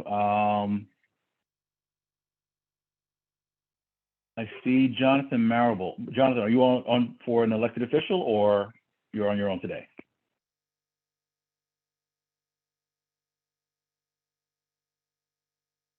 Okay, so if he raises his hand, we'll recognize him as well. On my own. But let's. There he is. Oh, okay. Fair I'm enough. on my own. I'm not with an elected official's office. Okay, not a problem. All right, thank you. Okay, so we will begin. Mr. Fontana, you have the floor. Hi, how are you? Hi, Fred. So my name is Frank Fontana. I'm from the Office of Community Engagement for the Buildings Department. So normally you work with Damaris. She covers this board. She's out on leave right now. According to her away message, she might be back like by mid-October. So I just wanted to quickly introduce myself, share my contact information, as I am covering community boards 8 and 9 right now. So my number to the office is 718-420-3591. And my email is frfontana. So it's frfontana@buildings.nyc.gov. Any issues, complaints, concerns, please always, you feel free to give me a call, shoot me an email. And if there are any complaints, report to 301 and then let me know. And I'll be on the call if any questions come up. Thank you. Okay, thank you, Mr. Fontana, and good to see you again. Thank you. All right, at this time, if I could ask Karen Crawford Chambers. Mr. Baptiste, could you ask him to repeat? He speaks so fast, I couldn't write that down. Could you ask him just to repeat that for me, please? Please. Could you, yeah, Mr. Fontana, could you repeat your phone number and email? Sure. It's 718-420-3591. And the email is frfontana@buildings.nyc.gov. How do you spell your name, sir? It's Frank, and then the last name is Fontana, Fontana. Thank you so much. Thank you. Okay. All right, and his information is also with the district office as well. So if anyone didn't get it those times, you can actually reach the district office and we'll get you in contact. Thank you, Mr. President. No, I'm only a chair, a humble chair. All right, next we have Karen Crawford.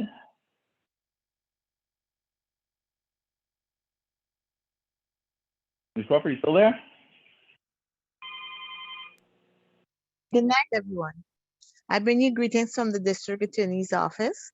I am your representative for the office. So if you have any issues or concerns, please give me a call.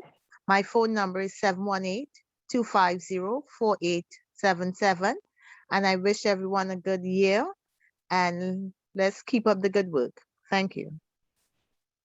Karen, could you please repeat your phone number in case people didn't get it?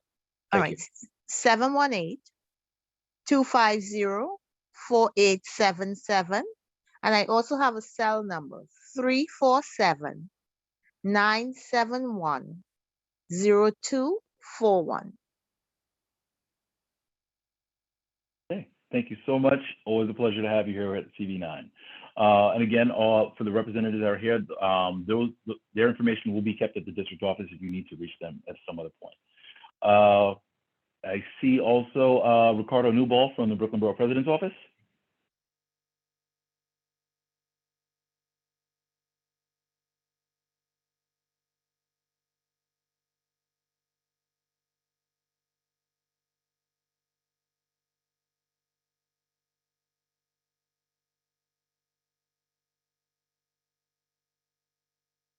Hello, Ricardo, are you there? Good evening. Can you hear me? Yes, we hear you. How is everybody? I bring greetings from the Brooklyn Borough President's Office. If there are any questions, concerns, if you guys want to know what's going on, any events that we may be having, you could always give me a call at 718-802-3982. And if you have any issues that are popping up in your area, you can also give the office a call at 718-802-3700. That is our Constituent Assistance Center, and they will more than happy help you with anything that is going on. Thank you and have a great night, and here's to a good year. Thank you so much, Ricardo. Always a pleasure to have you here as well, CV9. Okay, are there any other representatives for elected officials or agencies? Okay, seeing none, I want to thank everyone again who's spoken this evening. We are now going to go into our business session. First item in the business session will be the roll call. Mia, do you have the current roster with you? Sure do. Good evening, board members. Please prepare to unmute yourself so that you can mark yourself present. Give me one moment.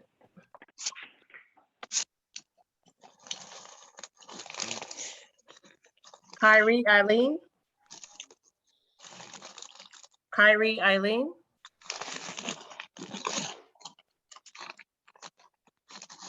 Nicholas Almanor.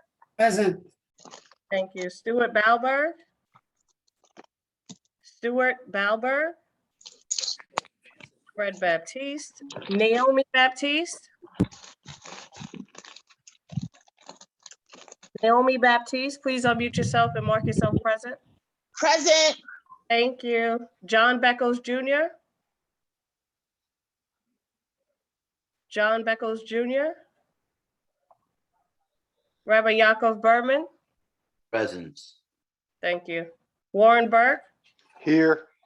Thank you. Augustine Blackwell.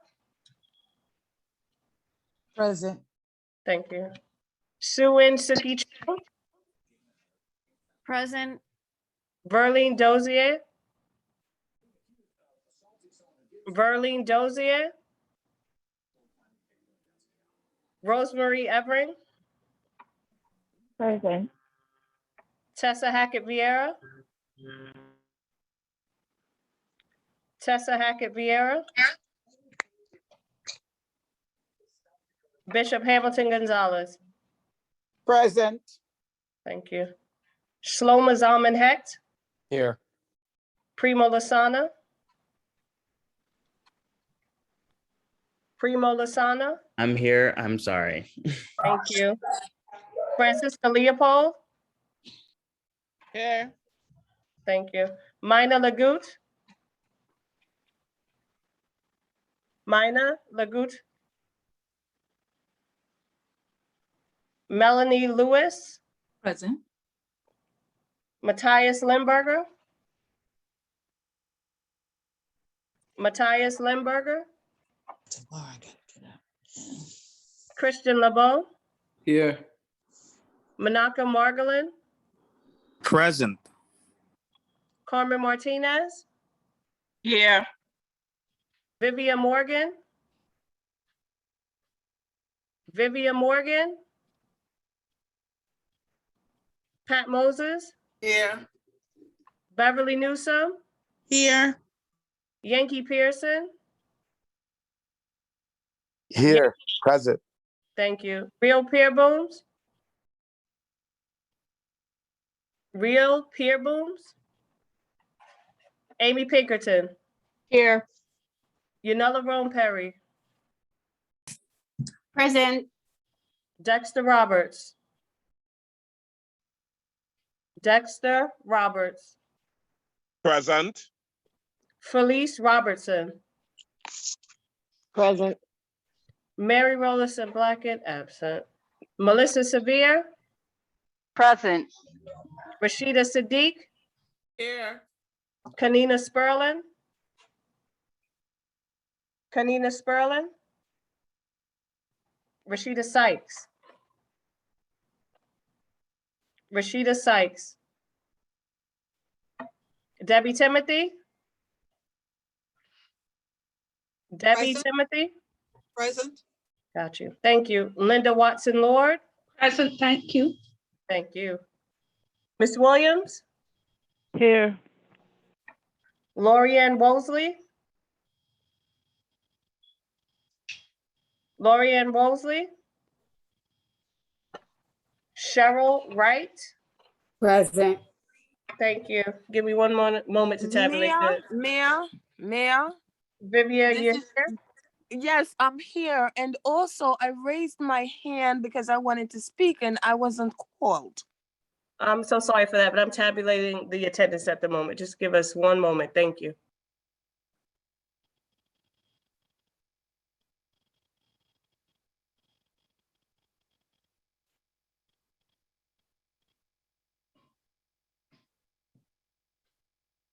Mia, if I could ask, could you call for a second time for those members who didn't respond? Sure. Kyrie Aline. Kyrie Aline. Stuart Balberg. Stuart Balberg. John Beckles Jr. John Beckles Jr. Verlene Dozier.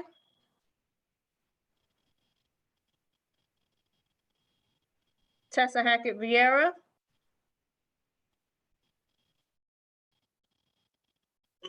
Mina Lagut. Matthias Limburger. Kanina Sperling. Excuse me, Real Peerbooms. Kanina Sperling. Rashida Sykes. Lorianne Wosley.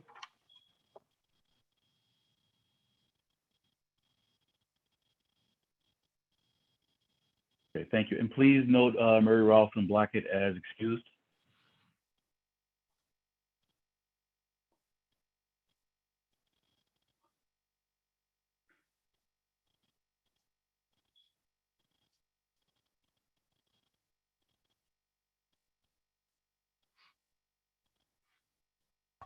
Thirty members present, quorum is attained. Thank you very much. Sure. Moving on to the, oh, I'm sorry, what was that? Oh, no, I said sure. Oh, okay. All right, moving on to the agenda, we're going to go to item B, the approval of the minutes from the June 2021 meeting. The minutes were sent out to all the board members. At this time, are there any corrections to be made to the minutes? Yes. Yes. Yes, Ms. Watson Lord, yes. What are the Yeah, I was questions? reading the minutes and hold a bit, let me get them, I got them right here. And in the minutes and the election, I think you have left out some person's name for the member at large. Oh, I'll tell you. I'll tell you her name now. Her name was Justin She. I'm sorry, I just had it right here. No problem. Oh dear me. I forgot. I'm so embarrassed. I forgot her name. It's the older lady. She's a long-standing member. She won. Oh, Ms. Williams. Miss Williams. Yes. I don't want to call her first name. I was like her first last name. Miss Williams. I think you left her out because she won on the first ballot and then won the second, but she's not in the listing. Oh, okay. All right, we can check the minutes. We'll make any corrections necessary Right. for that to make sure. Okay, thank you. Thank you. Are there any other corrections for the minutes? Okay, I will entertain a motion to accept. So move. I have moved by Dexter Roberts. I have a second by Second. Linda Watson Lord. Was that you? Yes. You know, Ron Perry. Okay, okay. All right, moved and seconded. All in favor, please say aye. Aye. Any opposed? Aye. Sorry, are there any opposed?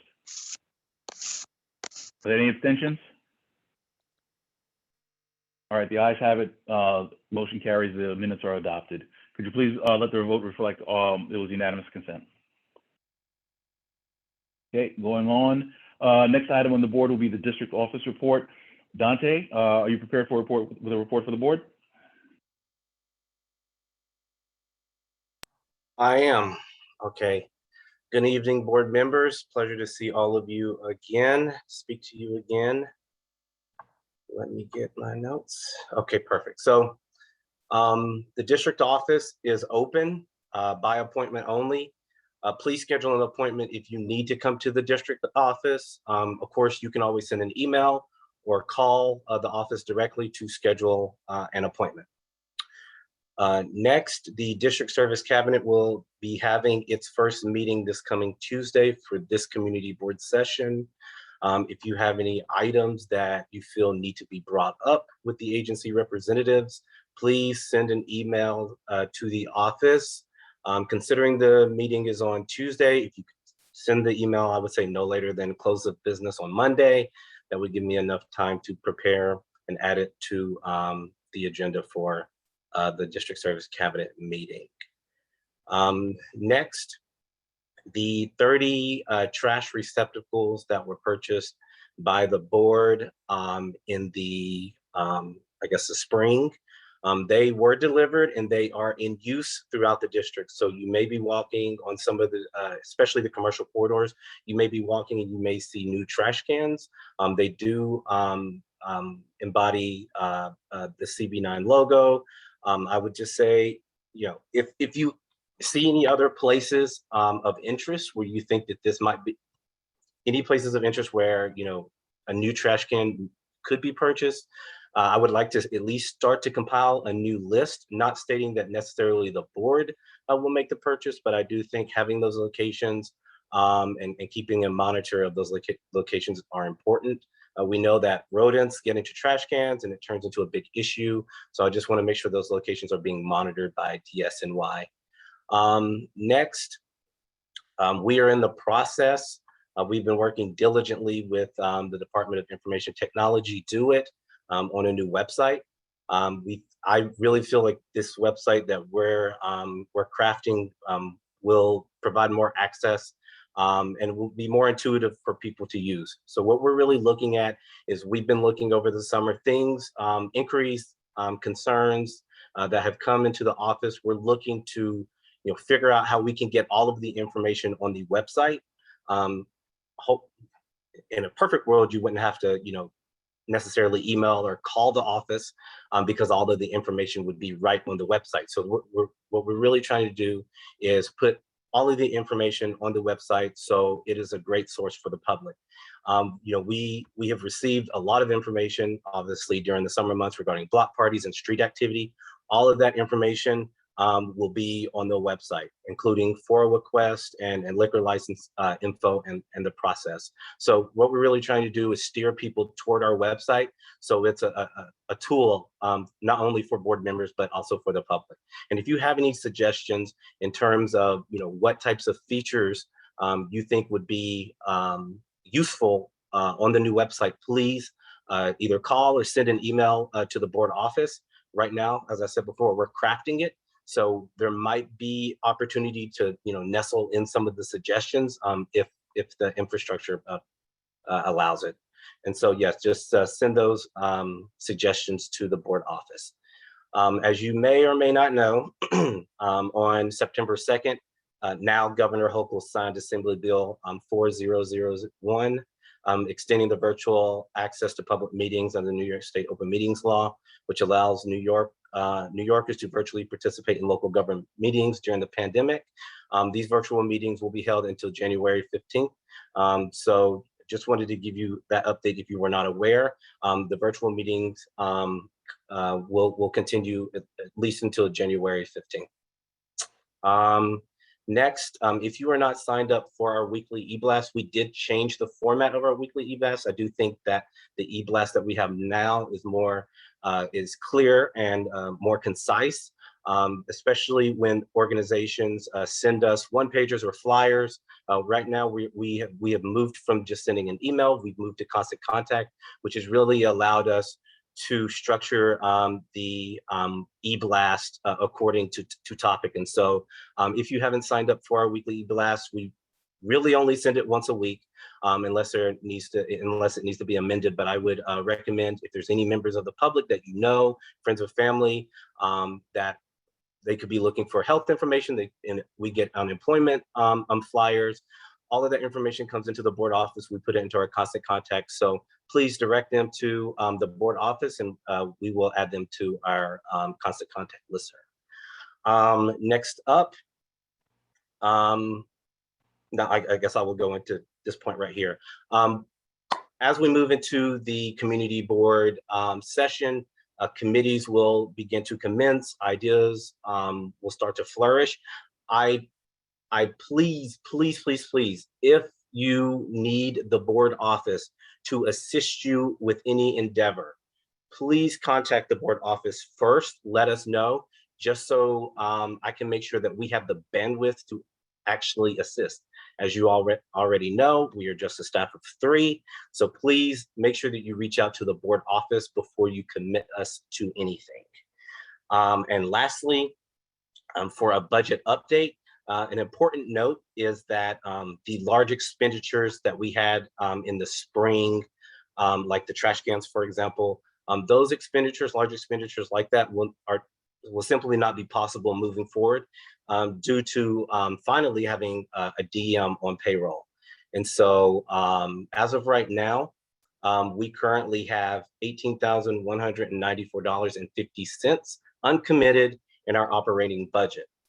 In late October, I will be sending out a budget request letter to the chairs, to the committees, so that as you start to participate in your committees and ideas start to roll, if there's anything that you're thinking about in the future, events, whatever there may be, where the board office may need to purchase things or may need to reach out to other organizations to find certain resources, that budget request letter will be sent out so you guys can start thinking about what you want to do, put a plan together, submit it to the board office so I can look to make sure that we have the capital to assist you with whatever that endeavor is. So with that, that is the end of my report. Thank you very much, Dante. I want to thank you and the team for all the work you do in terms of, you keep this, keep it afloat. You're answering the inquiries, you're making the phone calls, and you're relaying the information that the board needs to have to be able to act and advocate. So we thank you for that. At this time, we will take a limited number of questions as we have. We want to make sure we're moving the agenda. So we will entertain a couple of questions from the board. Second, have a I see question. Ms. Pinkerton. Put I'm sorry? Pat Moses on there too. Okay, hold on one second. I see I would Pinkerton. like to speak as Hold well. on. This is Vivian Morgan. Okay, hold on. Let me Okay, recognize. I Okay. raised my hand. I'm just saying, I would also like to speak, okay? I see your Thank hand, you. and I will call your name as soon Okay, as you you allow didn't me call to me get the list. before, so I'm just making it clear that I raised my Thank you, Ms. hand. Morgan. Thank you. We Thank have you. Very good. Ms. Pinkerton, we have you. Ms. Morgan, we have you. Primo Lasana, we have you as well, and we're going to close on that because we have to move. We have to move forward. Go ahead, Amy.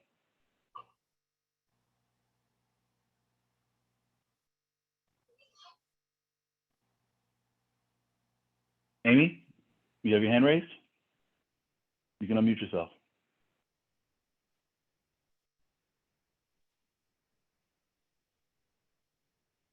Looks like she's having some technical difficulties. We'll come back.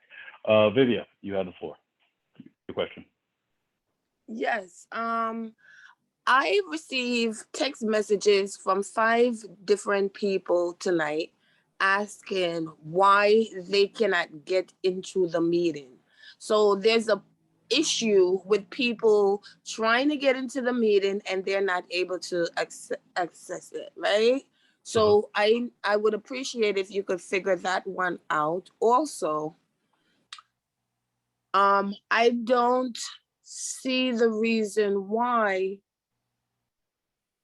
a young lady prior, she said something about Empire, there's glass. So if you have trash can, that's supposed to be one place that you should put trash can, because she's been complaining for a few months. So that should be something automatic. When Dante just said that if there's anything, somebody should have already said, okay, the young lady's been complaining about glass on Empire. Only thing you have to do is call sanitation, let sanitation know that there's glass and someone need to go out there and figure it out.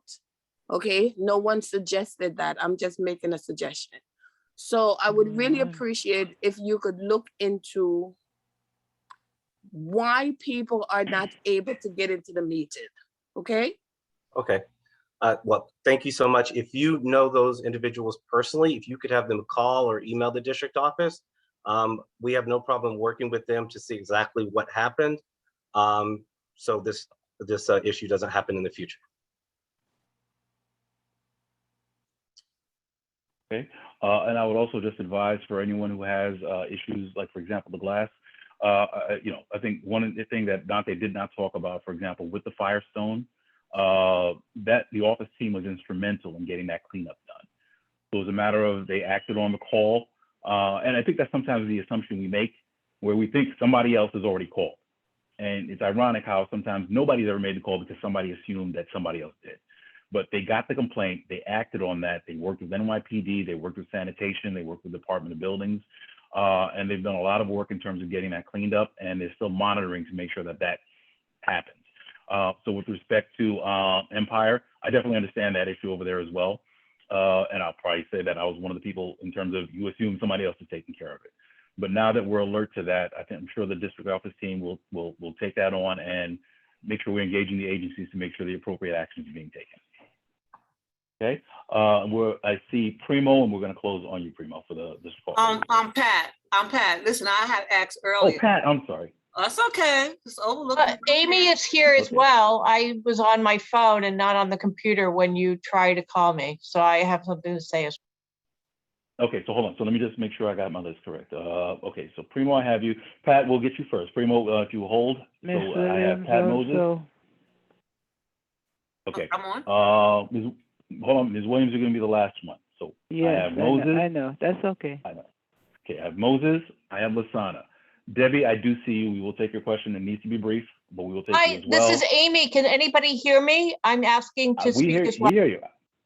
No, I have you. I have you. We will make sure we recognize you as well. And so Amy, actually, hold on.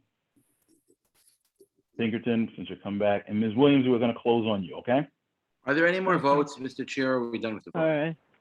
We do have the liquor licenses to do shortly, so we're going to get through this as quickly as possible.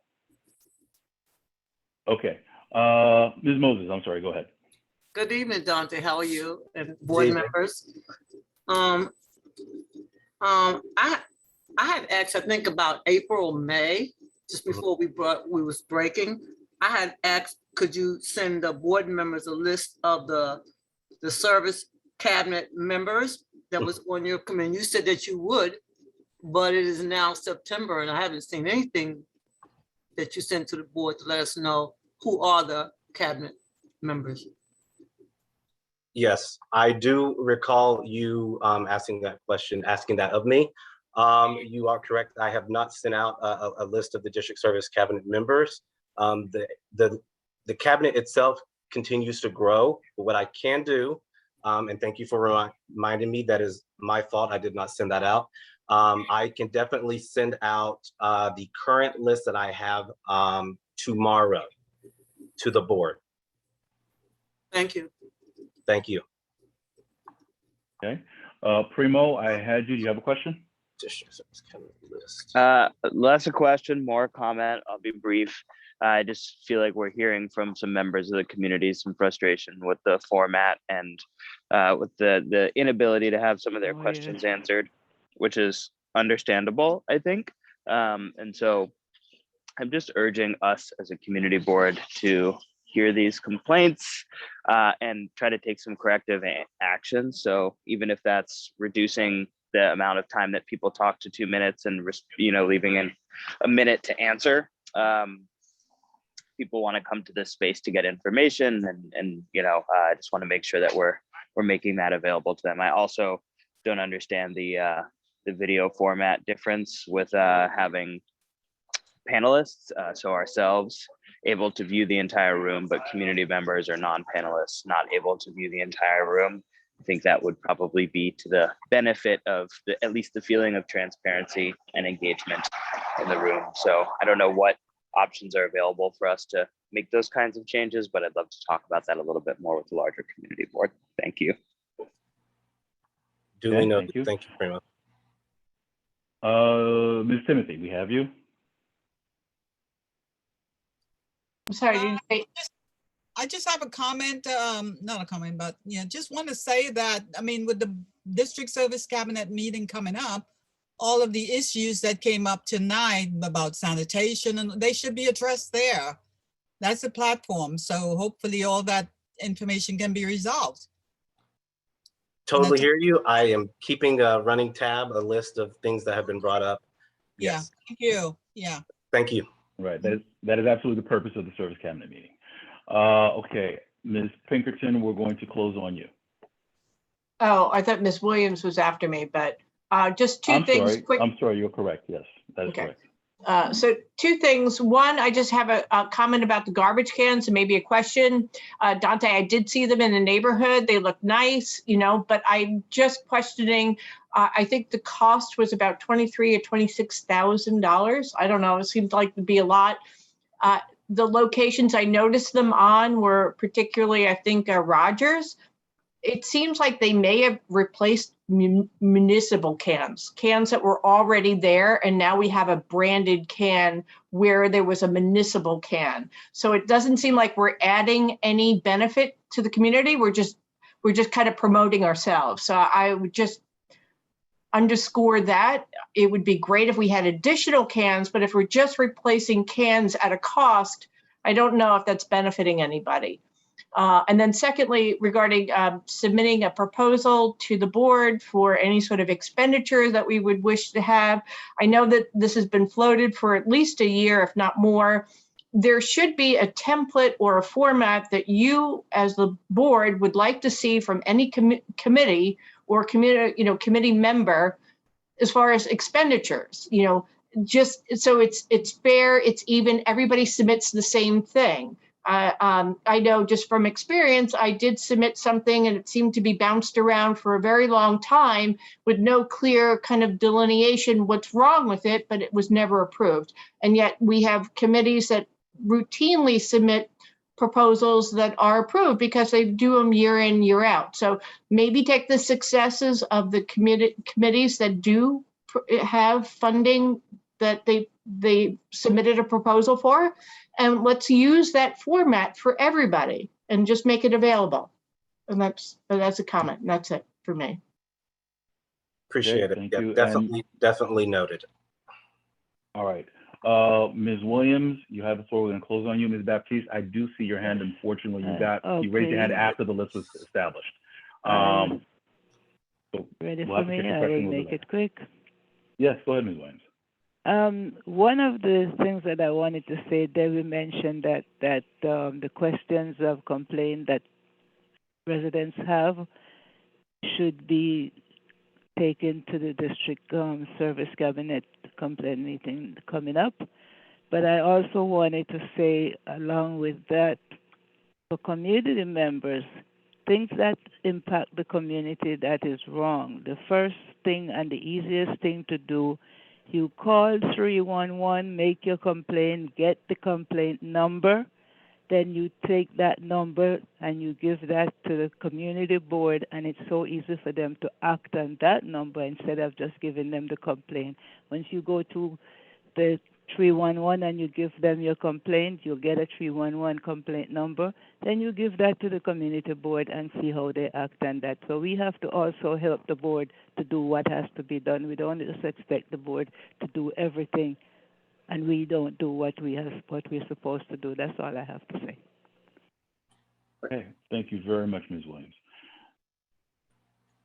All right, at this It's time. very effective, sorry, Mr. President, very effective when you get the complaint from 311 and then you pass that on to the community board. And they have a number to work on to say, well, this complaint was out there, it's not done, why is it not done? And then they work on it. Thank you very much, Ms. Williams. Okay, thank you very much to the district manager for your report. We are now going to do the chairman's report. I'm going to try and make this very quick so we can get to the agenda, the voting items. So first of all, again, I'm really excited about this year. I think we accomplished so much last year, and I think it's important just to even touch on a couple of the points we did. With respect to 960 Franklin Avenue, I believe most of the board should know by now, on July 29th, the City Planning Commission voted to disapprove of the application entirely. And, you know, we do have copies of the report. We can share that with you as well, but I do want to say that CB9 figured prominently in terms of the consideration. Between, it was noted the fact that we testified at the Brooklyn Borough President's hearing. It was noted that we testified as well at the City Planning Commission, and they took seriously our note that, you know what, the applicant made a mockery of this process, trying to do all this stuff and go around us. So I want to thank again the board. I want to thank the community for all the hard work, for all the advocacy, for all the hours of planning and commitment to this. It's really a testimony to what happens when we come together as a community. So I want to thank everyone again. Also, I want to give a brief update with respect to the Associated Supermarket. So this is something also that came up last year. So we know that the Associated actually closed its doors as of July of this year, but they had come with an agreement with the property owner at the time to have a lease, a 15-year lease, I believe, when they come back. In the meantime, so what has happened is the property actually changed hands. So originally it was with Midwood Investment and Development, and it is now under Hudson Companies. So the property has changed hands. We are still trying to get understanding with regards to the status of Associated, but we understand that, listen, Associated is not here, which leaves us with a gaping hole with respect to our community. So one of the things that Community Board 9 is doing, we're partnering, we're having conversations with the Brooklyn Borough President's Office, with Majority Leader Cumbo's office as well, and other entities to try and see what we can do to try and mitigate the impact. There is no way we can mitigate the impact of a loss of the supermarket. That is one of the things that we definitely feared, but we're trying to see what we can do in the interim between the time, now that it's shut, between something is able to reopen in that proximity, what we can do. So one of the things we have been doing is we're engaging. We're trying to see about bringing a farm stand to the district in very close proximity to where Associated was. So we're able to at least bring fresh produce and get, increase access to that. We are looking at options as well, with, including expanded food delivery services, the remaining supermarkets in the district. We're trying to see if we can get shuttle service as well, to see if we can get some form of shuttle service to help with seniors or other vulnerable vulnerable residents in the district. We're looking at, if there's ways to increase online ordering or at least make that more accessible to more residents in the district. And we're not limited to that, but we're definitely having those conversations. And I think really associated with kind of the warning shot in terms of, we know that we have a real issue with food insecurity in the district. So that is going to be something as a board we are looking seriously at. So we are engaging our electeds, we're engaging community partners, and we want to make sure that this is not just a reactive conversation, where we need to be looking ahead, because the next associated is probably not that far away. And we want to make sure that we have affordable food options in our district. I also wanted to say, in terms of creating partnerships, Medgar Evers College, appointed a new president, Dr. Patricia Ramsey, this past March. As chair of some of the leadership, we had an opportunity to interface with Dr. Ramsey. Very good meeting, exciting. She has a lot of plans for the college. And I think we had a lot of conversations about things that we can do together in partnership that help both the college, which is our college, and our district as well. So there's some exciting initiatives and partnerships that we're trying to develop with Medgar Evers College. So as we're having conversations, those are going to flow down to the committees. So we just ask everyone to stay tuned, and we're really excited about this. One of the things that I was not able to, and what I definitely need to address is that you noted that our assistant district manager is taking our minutes for this evening. That is because we did have a loss in terms of our elected executive secretary, Alejandra Caraballo, has moved on to a professorship at Harvard University. We thank her for her service, for her phenomenal work, not just even as board secretary, but as chair of the search committee and all the other roles she's taken in the district. So we are happy for her, but that means that as a board, we need to take the actions to elect to fill the vacancy. So with respect to that, I am going to be establishing a nominations committee per our bylaws, which is actually going to act to fill the vacancy. So if there's anyone, so I'll be, if there's anyone who's interested in serving on the nominations committee, please let me know. We'll be impaneling them as soon as possible. We're making the announcement, and we are going to commence with filling the vacancy in accordance with our bylaws. The board, now we're back. Very, very quickly, we're into the budget cycle. So one of the first action items we have to do is actually create a district needs statement. So we will be having conversations with respect to that. We expect to have a vote that will come up in October, this is the October timeframe. So the conversation that is going to be happening on the committee level is we want to know what the priorities are, what the district needs are. So that way we can draft a statement, make sure that as the city considers its budget, they know that these are our priorities with respect to CB9. One of the things that are happening as well, a lot of things are happening in terms of text amendments. So City Planning Commission, Department of City Planning has been doing a lot of work with respect to text amendments that they're trying to add to the charter. Some of these include health and fitness centers, relaxing some of the requirements for those to come into the district. Additionally, there is a text amendment with respect to sidewalk cafes that is actually in process right now, and also the Fresh program expansion. The Fresh program is supposed to be a text amendment which would allow for building supermarkets actually in developments, where developers would get a bonus for adding, incorporating supermarket space into their plans. Now, one of the things that I have actually addressed at the borough board meeting is that for a number of these things, they came so late in the year that they really deprived us as a board the opportunity to weigh in these the way that they should be weighed in. As a board, we typically will put these to the committees. The committees will have their meetings. They will meet on these, conduct hearings as necessary. The board will develop a recommendation and submit that. But if you're going to put things in just before we go on hiatus, I think you really, quite frankly, I think, you really mean to exclude the board in terms of having meaningful dialogue. You're trying to push something through. So we are having conversations with respect to that, what the board's responses are going to be. There will be conversations with the committees in terms of some of the aspects that they need to consider. And as a board, we definitely intend to respond to make sure that our voices are heard with respect to these and any other upcoming text amendments. Lastly, we are starting a new year. So I think it's important that we set the tone in terms of what we're trying to accomplish for this year. I think last year was more or less survival. But I think we were able to do so much more than just survive. I think we were able to get so much done, and that's to the credit of the leadership on the chairs of the committees, to the diligence of the board members. So for this year, I'm setting as our targets. We want to increase engagement and we want to enhance communications as well. I think some of that you already heard from our district manager in terms of some of the modes we're looking at, an increased, online presence, the constant contact, the streamlined communications in that regard. And we're looking at other ways to increase that as well. Again, we're expanding our conversations in terms of, identifying those partners and those people we should be speaking with in the community, making sure we're working together. We're looking at continuing the building of board infrastructure. So we're adding as we're going along. We're trying to make things more efficient. We're trying to make things, we're trying to make sure that the board is able to fulfill this, its mission by using whatever leverage we have, whether it be technology, whether it be processes or anything like that. So working very closely with the leadership team and the district office to pull that together. And again, all suggestions are always welcome.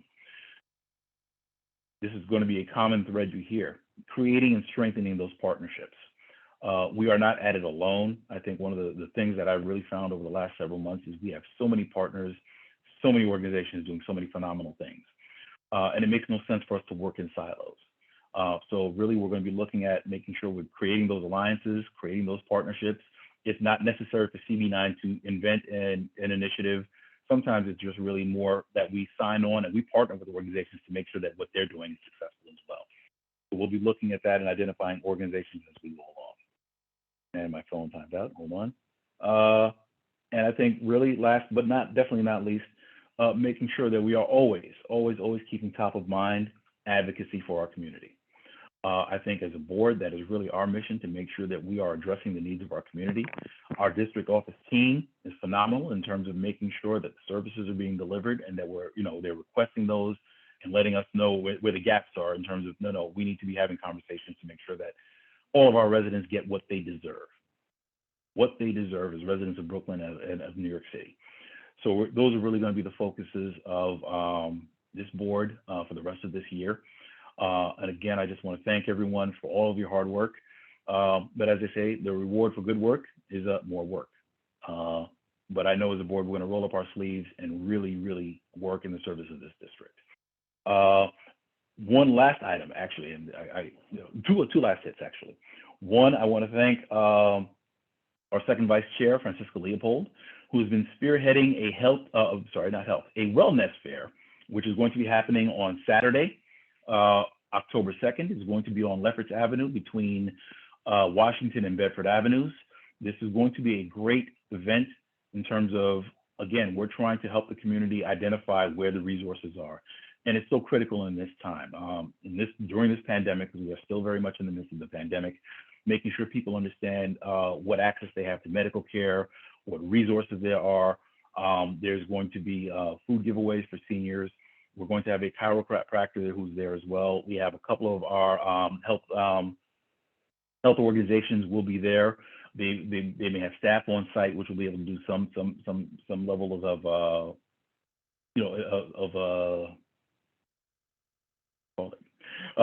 of examinations.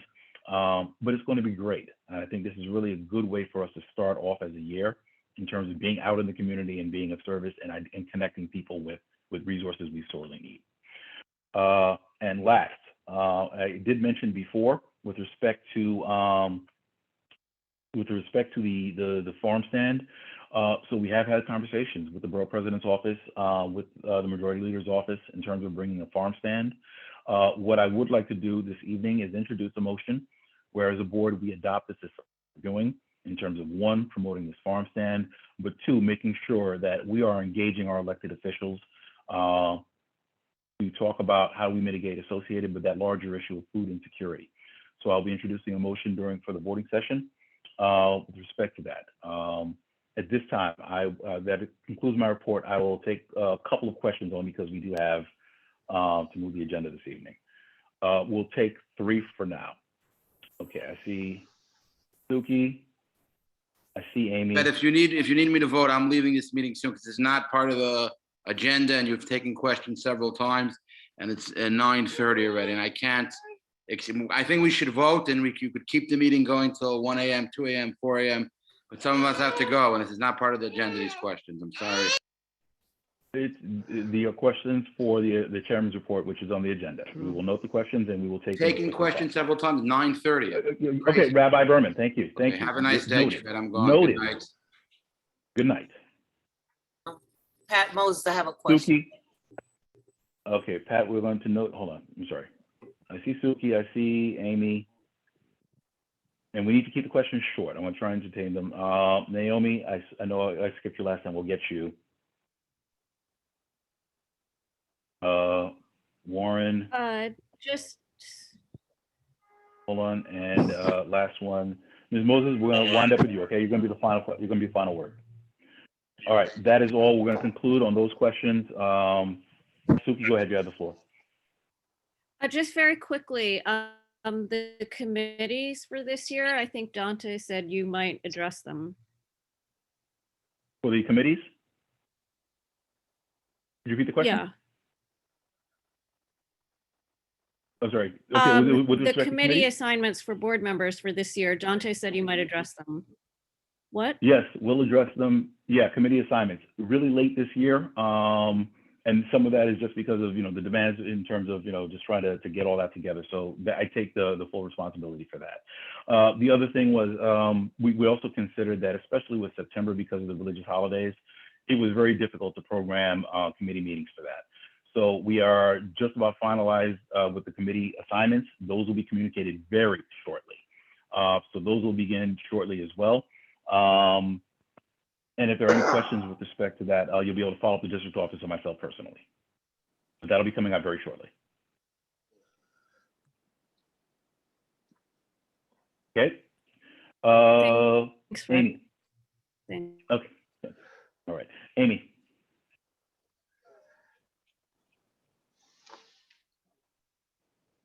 Okay, Amy Pinkerton.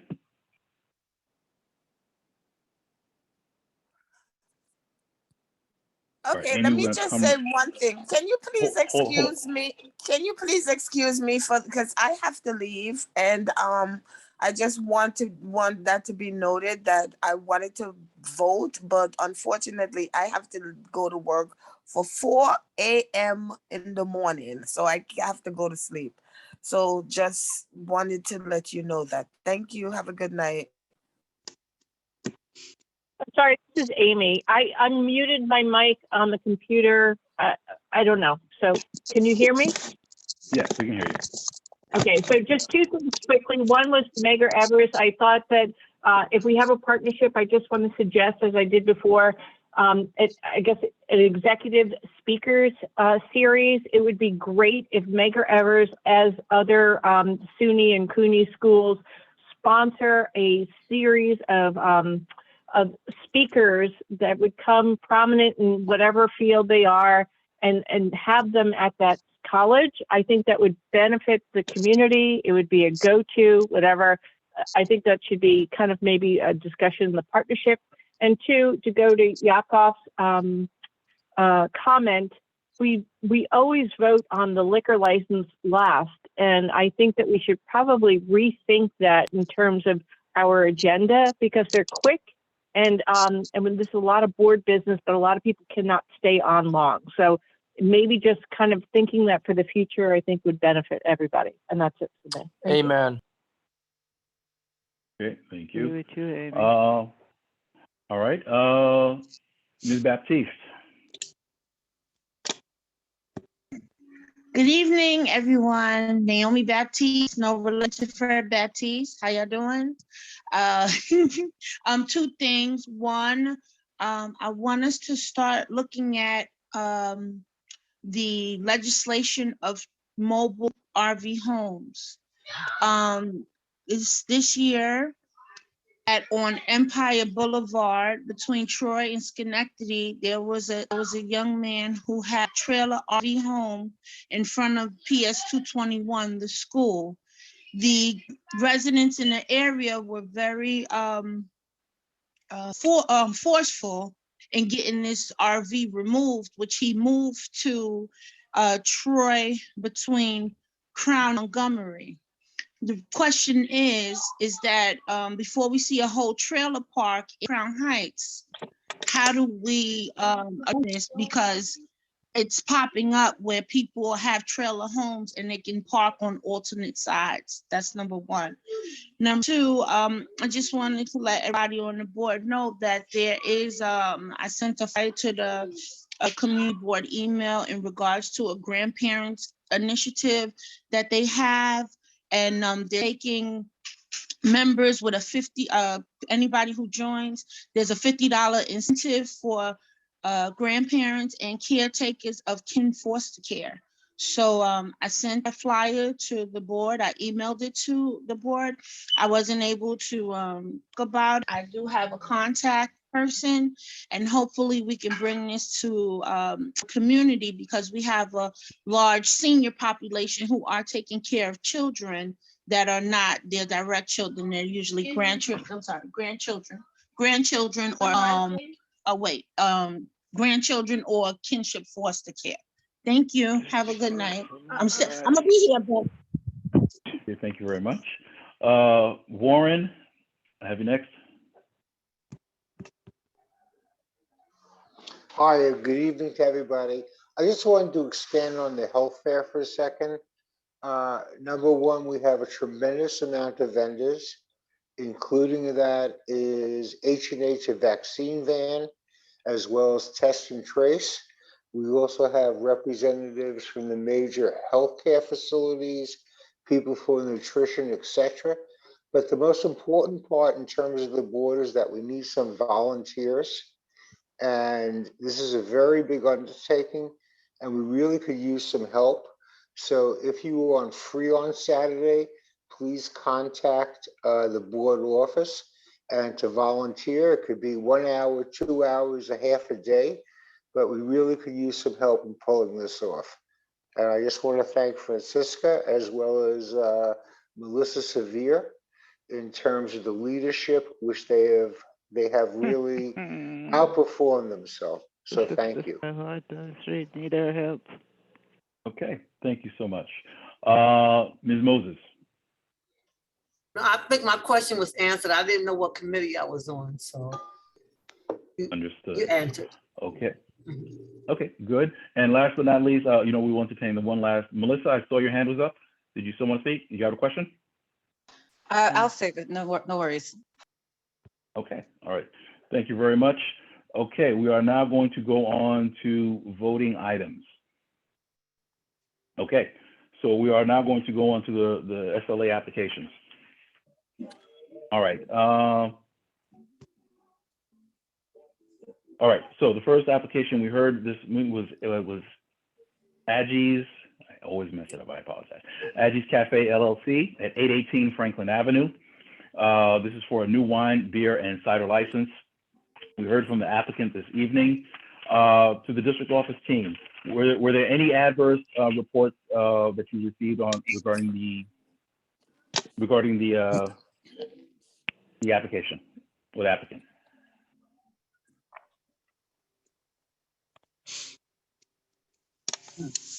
No, Khalid, I'm not sure if Khalid's on the line. No, I'm not aware of any, no. No, there were no reports, no. Okay, all right. The recommendation of the executive committee was to approve. Are there any questions?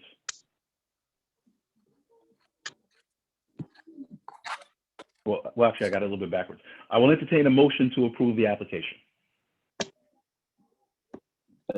Seconded from Primo. Or whatever. Well, actually, I need a motion. So moved by Primo.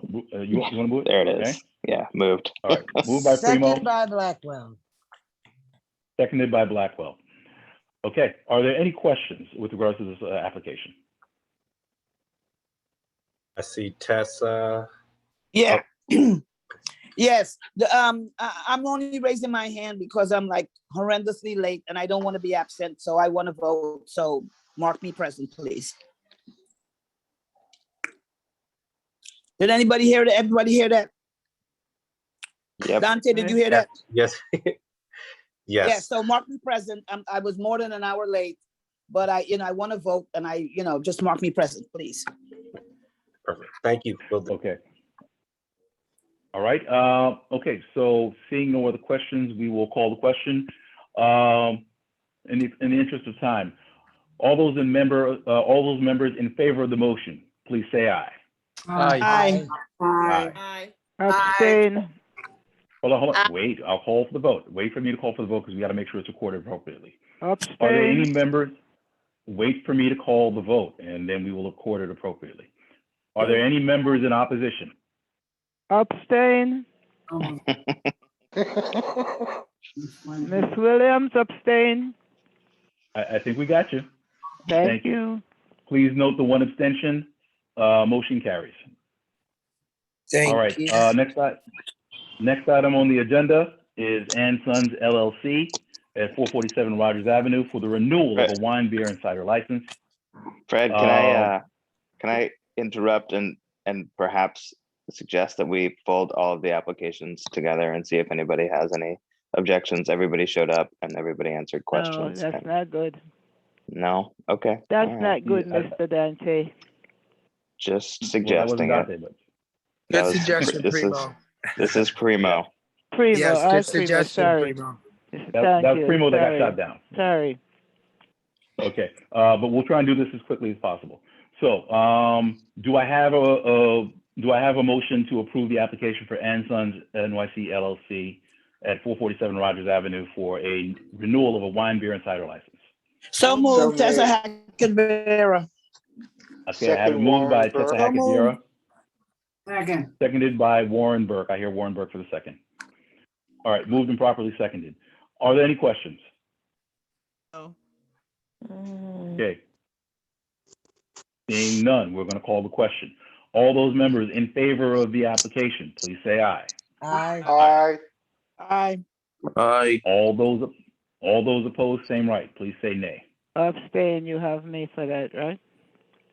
Not yet. We didn't call for abstentions yet. All those opposed? Seeing none. Abstentions, Ms. Williams, we will note you as an abstention. Okay, thank you. Thank you very much. Please note that for the roll, motion carries. Next item we have is the application for Don't Give Up the Ship LLC at 505 Rogers Avenue for a new liquor, wine, beer, and cider license. I will entertain a motion at this time to approve the application. Motion to accept application for Don't Give Up the Ship. Moved by the second vice chair, seconded Seconded. by Rosemary Evering. Ms. Evering, I saw you as a second. Okay, it's been moved and properly seconded. Are there any questions with regards to the motion? None. Seeing none, we'll call the question. All those members in favor of the motion, please say aye. Aye. Aye. All those opposed, please say nay. All those members who wish to abstain, Abstain. thank you, Ms. Williams. Note your abstention is noted. Please note for the record, the ayes carried with one abstention from Ms. Williams. Next item is the application by Nunez Ramirez Corp., 679 Flatbush Avenue for a new wine, beer, and cider license. At this time, I'll entertain a motion to approve. Motion. I have it moved by Ms. Blackwell. Do I have a second? I second Pat Moses. I have a second by Ms. Moses. All right. Are there any questions with regards to this application? Yes, are there going to, I'm sorry. Yes. I'm sorry, go ahead, Ms. Lewis. What's your question? Yeah, are they going to need to do a new application based on the question that was not clear on the application when they answered it? I don't know. I mean, if you think it's material, we can vote it down. Listen, no. It sounds like it's, No, yeah, it's at but the it end of sounds like my it was block. I go there all the time. I eat there. They got Spanish food. So it's wonderful. And they've been there a few years, as a matter of fact. Awesome. So I gotta vouch for them. Thank I you. don't cook, but I eat there. I don't think that was the question. The question was, they implied that they wouldn't employ people from the area. He said maybe it's a misunderstanding. I think that's what she's talking about. Yeah, they've been employed there for over 3 years. No, that's. Right, I They've think been that, there. I They think they that, didn't just pop up. No, They've been right, there a if I, long if I time. can. No, if- you if said I can, I Yeah, think they've the- been I there. think He the just question- have to correct that application. That's all. That's what I, she that's what I said, believe it yes. was, because I think if you ask the question, are you hiring from the community? Yes. He would say no, because he's not hiring right now. He already employs people from the community because it's a business in operation currently. Yeah, So I I think get, that's what that is. yes. Okay? They That's need just to a correct the misunderstanding, application, and yes. that's all. Yeah. And that's fine. I think that's just a text amendment. All right, so are there any other questions? Okay, seeing none. All those members in favor of the motion, please say aye. Aye. Aye. Aye. Aye. Aye. All those opposed, please say nay. Are there any members who abstain? I eat there too. I say yes.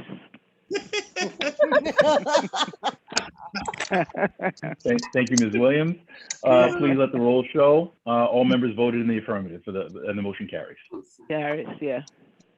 Okay. Last item is Sweet Catch Brooklyn LLC at 1222 Nostrand Avenue. This is for a new liquor, wine, beer, and cider license.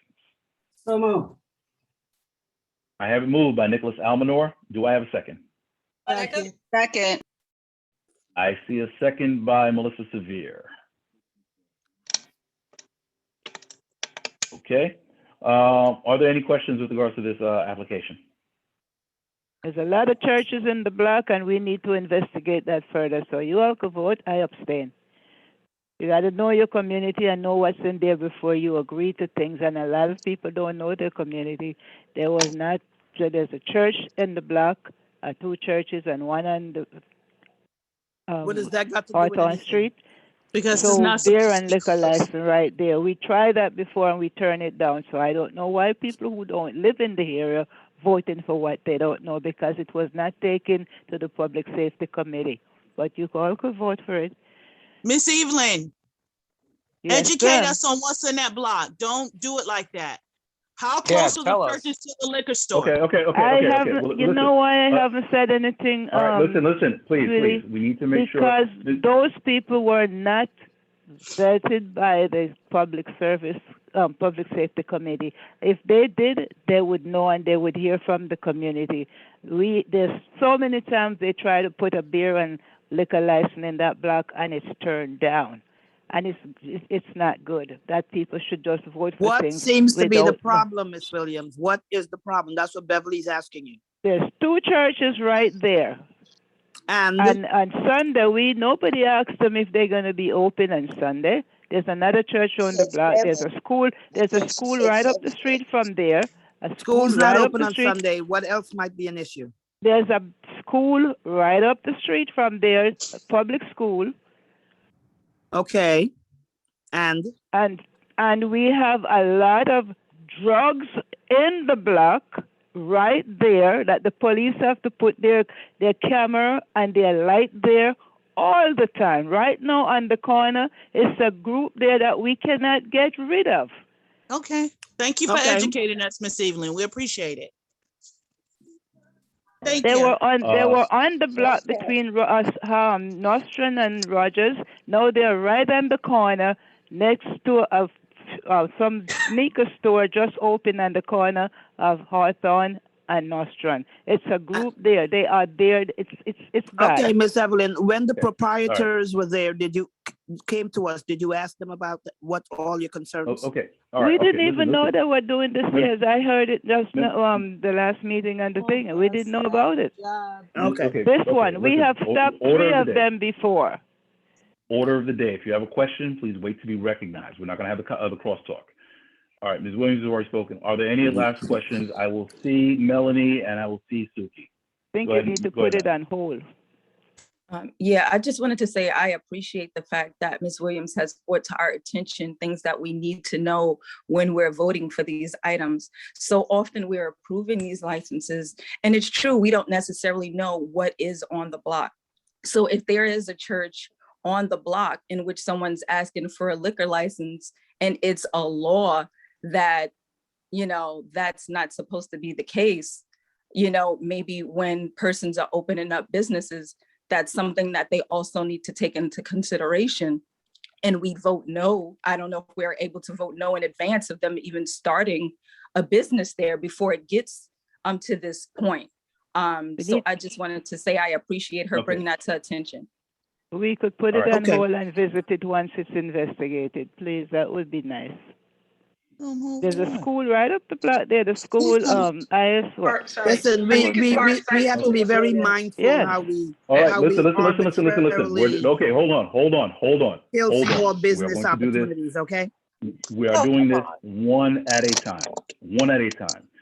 All right, Suki, I have you. Melissa, I have you. Ms. Pinkerton, I have you. And I think we need to close. Ms. Newsom, I have you. We're going to need to close on Ms. Newsom because we have to get this done. Okay, Suki, go ahead. Yeah, I just wanted to make a, I just wanted to make a motion that we send this one back to the Public Safety Committee for consideration in view of what Ms. Williams has said, because if it is next door to a church, it's going to be turned down by the SLA anyway. But you know, that's something that the Public Safety Committee could look at. All right. Hold on. I'm sorry. Hold on 1 second. Hold on. We have there is a motion on the floor. I'm sorry. There is a motion on the floor then. So Suki, you have a motion to refer back to the Public Safety Committee. Is that correct? Yeah. All right. There's a motion on the floor. Suki Chong, seconded by Rosemary Williams. By Ms. Williams. I don't think it's been established that it's been next to a church. It's on the same block, but it's not next to the church. Okay. And the law. You're absolutely right. In the block. Order of the day. Order of the day. Order of the day. We have a motion on the floor to refer to committee. We are discussing the motion to refer back to committee. Yes. After we dispose of that, we will go back to the original question. Yes. So, are there any questions with regards to this motion to refer back to committee? You need, Fred, it's Warren, you need a second? Mr. Chairman, It was seconded by Ms. Williams. Thank It was you. seconded. I didn't Yes. get the comment, I didn't raise my hand, but I do have a question. Is the church, the entire building is a church, or is it a storefront church? It's a difference in the law. That's Right, correct. hold on. Let's please keep the questions with respect to the motion on the floor. Is there a question with respect to this where we want to refer this back to the committee? Amy has a question because. But it's going Okay. back to the committee. Hold on. I'm going to establish, wait. It's not going back to committee. on. It hasn't been voted on. No, there's a motion to refer back to committee. Yes. So that takes Let's vote precedence on over that. the motion. So, hold on, but there's questions about that. So Suki, I see you. Melissa, I see you. Amy, I see you. Naomi, I see you. Carmen, I see you. We're going to close on Carmen. Primo, we're going to close on Primo. That's it. That's all the questions we're taking. Suki, Melissa, I have Beverly, Naomi, Carmen, and Primo. Okay, go ahead, Melissa. Yeah, I'm sorry. You Suki, have the floor. Amy as well. Sorry, Amy. Amy, go ahead. My question is that Suki mentioned that it should go back to committee if the bar is next to the church. There is a law saying that you cannot open a bar within so much distance of a church. We have not established where the location of the bar is to the church. It is That's on the why same it block. needs to go It's back to the not- community so it but can be reviewed again. Okay, Ms. Williams, please, we need to make sure. Go ahead, Ms. Hickerson, finish your point. So I'm just saying, is there nothing in the safety committee that establishes that this is like a legitimate request based on the law? I would think that they look at that. Is there nothing in their application that states that they are not able to open because they are in If you proximity? check with the 71st precinct, they will tell you the same thing I'm telling you. You don't live there, we live right here. Ms. Williams, please, I need to make sure we're getting through this list. I can't have people speaking out of turn. I request that it goes back to the Public Okay, Ms. Safety Williams, we have a Committee. motion on the floor. Ms. Williams, you're out of order. We are going to go through this. I know I'm out of order like the rest of the We're people going to go. talking. So, well, yeah, but, okay, so Suki, to your point, what will happen is, and actually, let me ask the district office, as part of the questionnaire, do we ask the question with regard to the 200 and 500 foot rules? Yes, and it's in the application. Thank you. Do they certify that it is not with it, that they're in compliance? In the application, they express that they are in compliance. There's a 200-foot rule. It is in the application if folks would open it and read it. It is on page 3, and it is under the subheading of location. Is the premises within 200 feet or of any school or place of worship? The box for no is checked. So I don't understand why this would go back to committee, because this will go to the state liquor. Because there have been problems there before. Ms.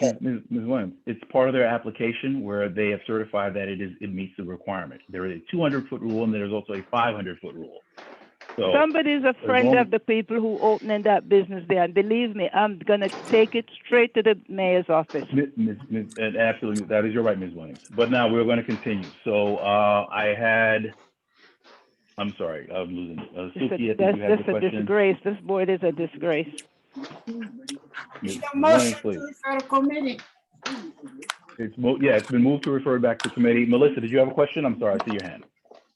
I was just gonna say the same thing that Dante said, like if in the questionnaire, they've already indicated that they're not in violation of the 200-foot rule or the 500-foot rule, then I don't understand why it would be going back to the committee. Because it's personal, that's why. Ms. Williams, no, we're not having back and forth.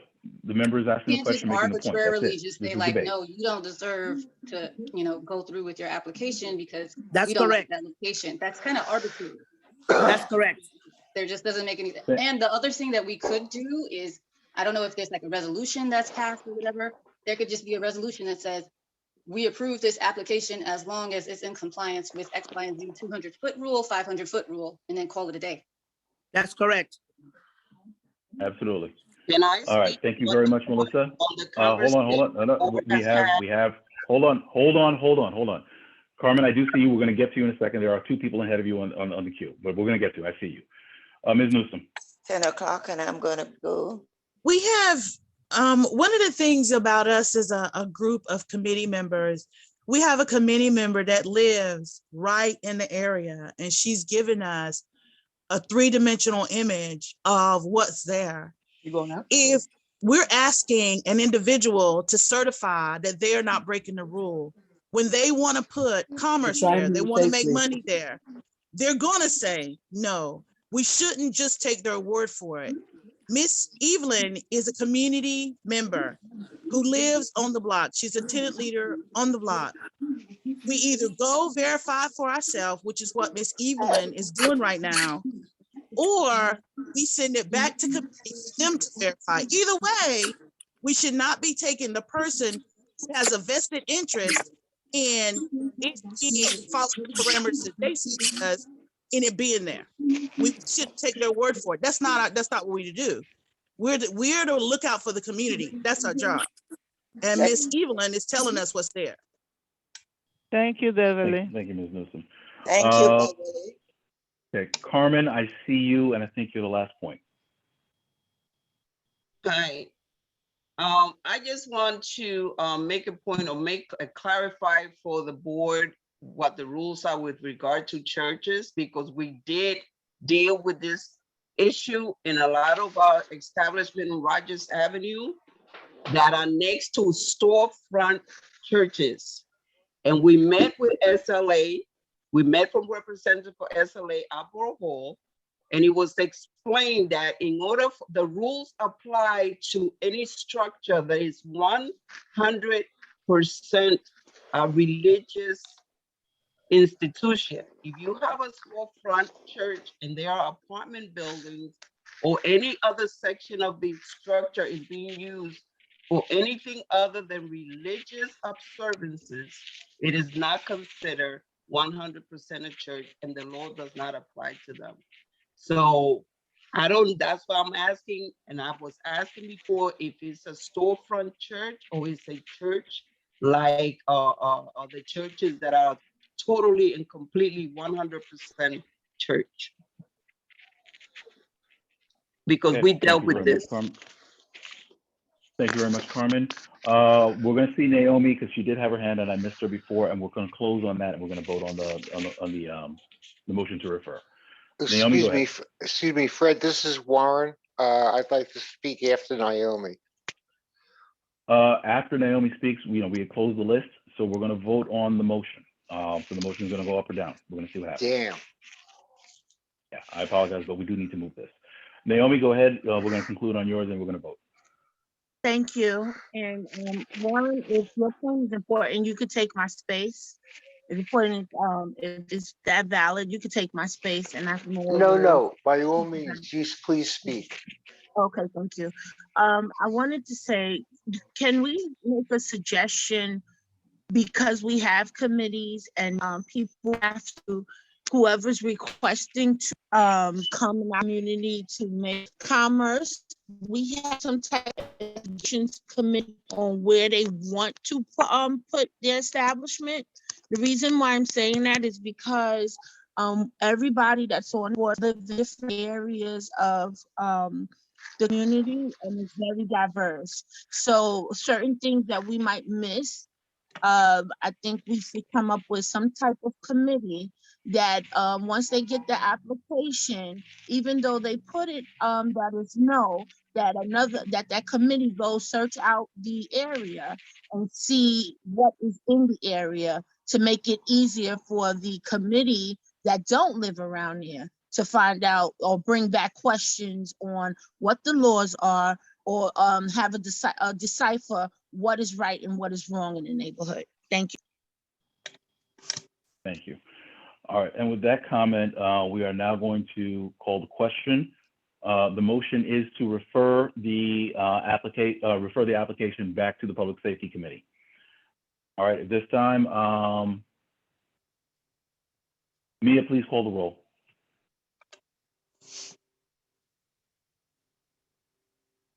Could you clarify what's yes and what's no? A yes is to refer it back to committee.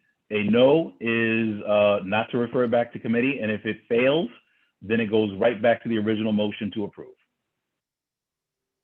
Are we all clear? So a yes is to refer it back to committee. A no is to defeat the motion, and it goes back to the original motion to approve. Okay, everyone ready? Kyrie Eileen? Kyrie Eileen? Nicholas Almanar? No. Fred Baptiste? No. Naomi Baptiste? Naomi Baptiste?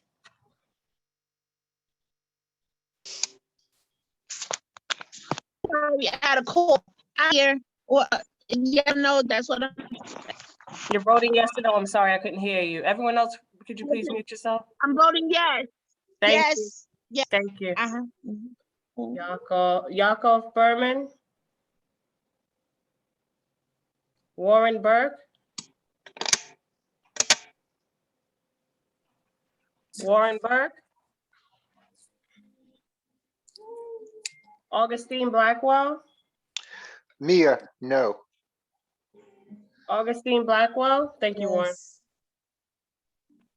Suki Chung? Yes. Rosemary Evering? Yes. Tessa Heck Vieira? No. Bishop Hamilton Gonzalez? Yes. Sloma Zalman Hecht? Abstain. Primo Lasana? Yes. Francisco Leopold? Yes. Melanie Lewis? Yes.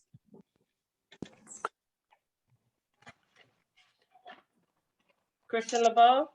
Yes. Menaka Margolin?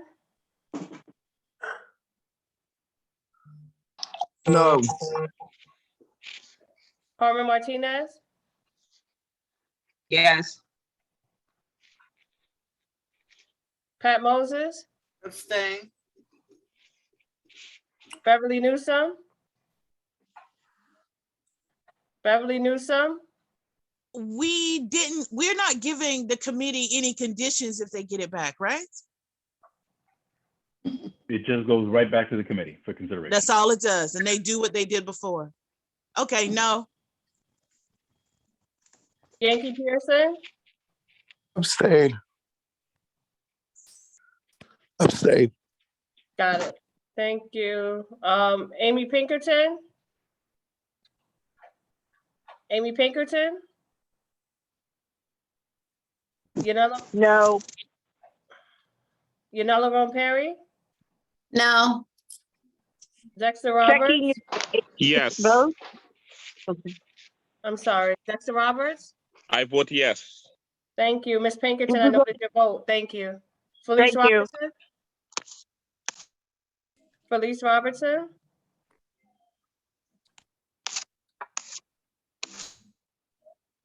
Melissa Severe?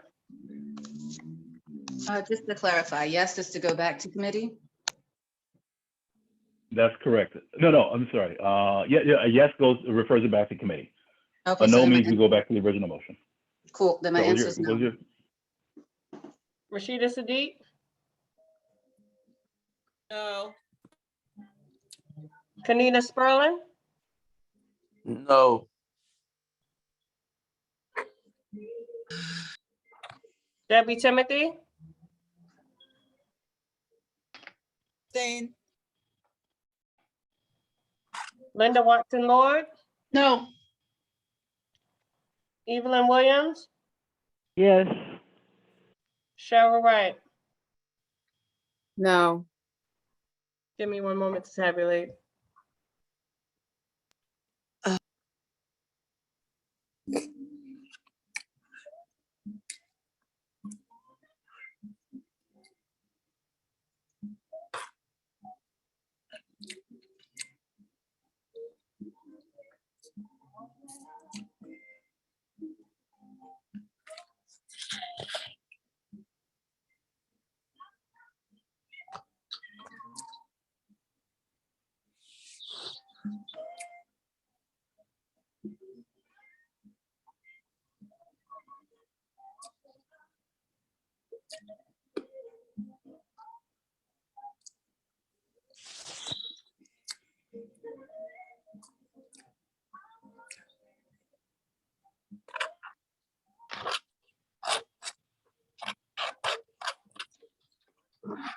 There, I have 13 no votes, 12 yes votes, 4 abstentions. Okay, I heard you say 12 yes votes, 13 no, and how many abstentions? 4. And 4 abstentions. Motion fails. Does not carry. All right, so we are back to the original motion to approve the application. With that being, hold on. We thank you very much, and when the shooting gets worse, I hope you all will Ms. work Williams, that we Ms. don't Williams, get Ms. killed, Williams, okay? Ms. Williams. So with respect to that, I did hear that there are concerns with respect to the compliance. I think that it was brought up by, Member Severe, whether we can amend the motion to approve conditional upon the application satisfies all the rules, the 200 and the 500 foot rule. So that gives us that where we can still contest it if necessary, if there is an issue that is found. Yes. So is that the will of the majority? Do I have somebody who wants to move that amendment? Yes. All right, I have it moved by Yanela Rome Perry.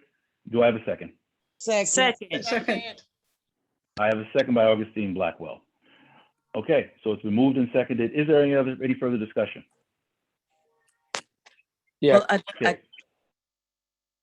I'm sorry, I see Warren, I see Melanie. Do you have questions? Yeah, well, the thing is, I just wanted to clarify the fact that I know there was some concerns about the fact that it would be going back to the committee, and some folk, some committee, because some members felt that the same thing would happen. I just wanted us to clarify the fact that the committee didn't actually meet in September, that it was the executive committee that had to step in and hear from the actual business themselves. So they stepped in. So when it goes back to committee, the committee actually would be doing the work of the committee. So I just wanted to clarify that because some people voted a certain way, thinking a certain way. So I just wanted to clarify that.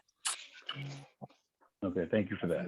Warren, did you have a comment? Otherwise, we're gonna close and we're gonna move, we're gonna vote. Yeah, my only comment is I checked Google Maps and the major church there is St. Francis, which is a couple of blocks up.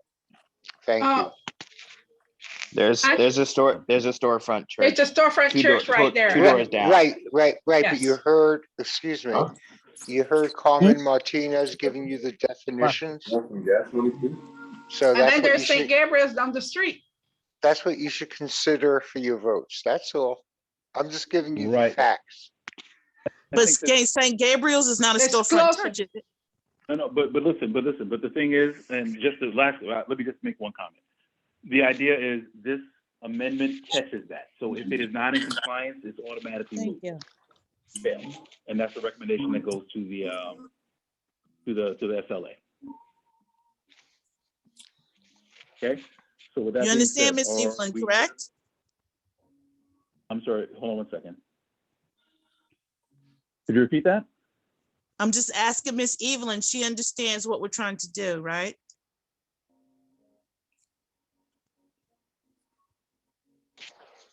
Ms. Williams, are you still there? Miss Evelyn's gone? I'm not sure. Okay. But it is That's time. okay. so we- No, Beverly, I wasn't hearing you. Somebody mute me so I couldn't hear you.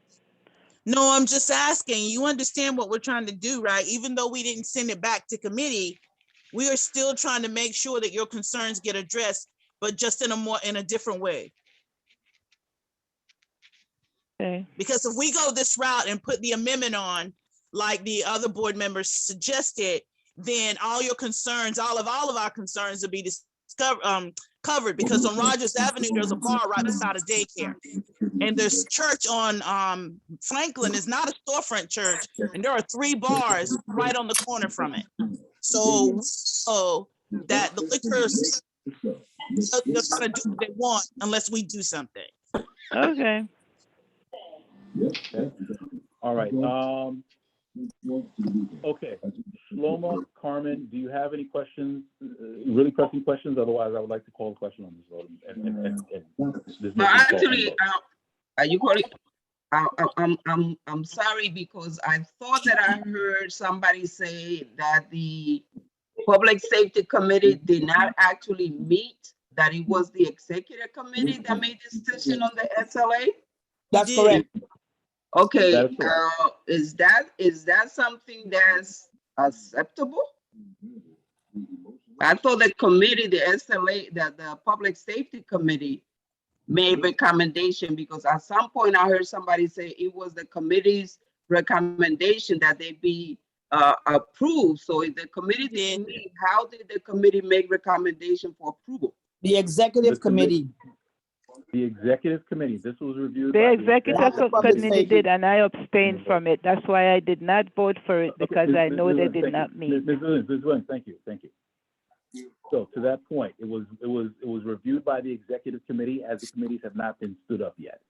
So as opposed to penalizing the applicants, the executive committee took that work to do the initial review and forwarded to the full board for consideration.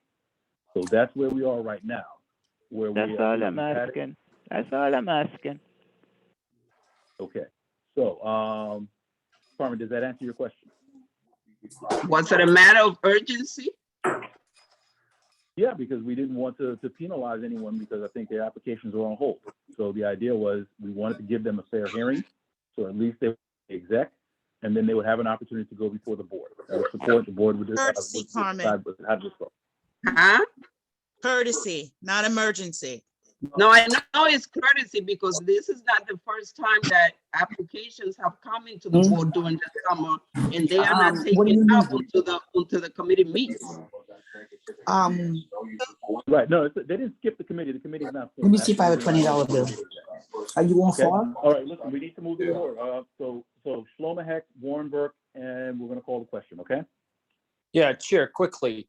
Usually, last year, if I remember correctly, the chair of the public safety would give a recap. I mean, if you were the one sitting in on that meeting, what are your recommendations on this application? That's A. And B, any way to split this up? It sounds like liquor may be an issue, but what about just giving beer and cider and not giving the hard alcohol pass? Exactly.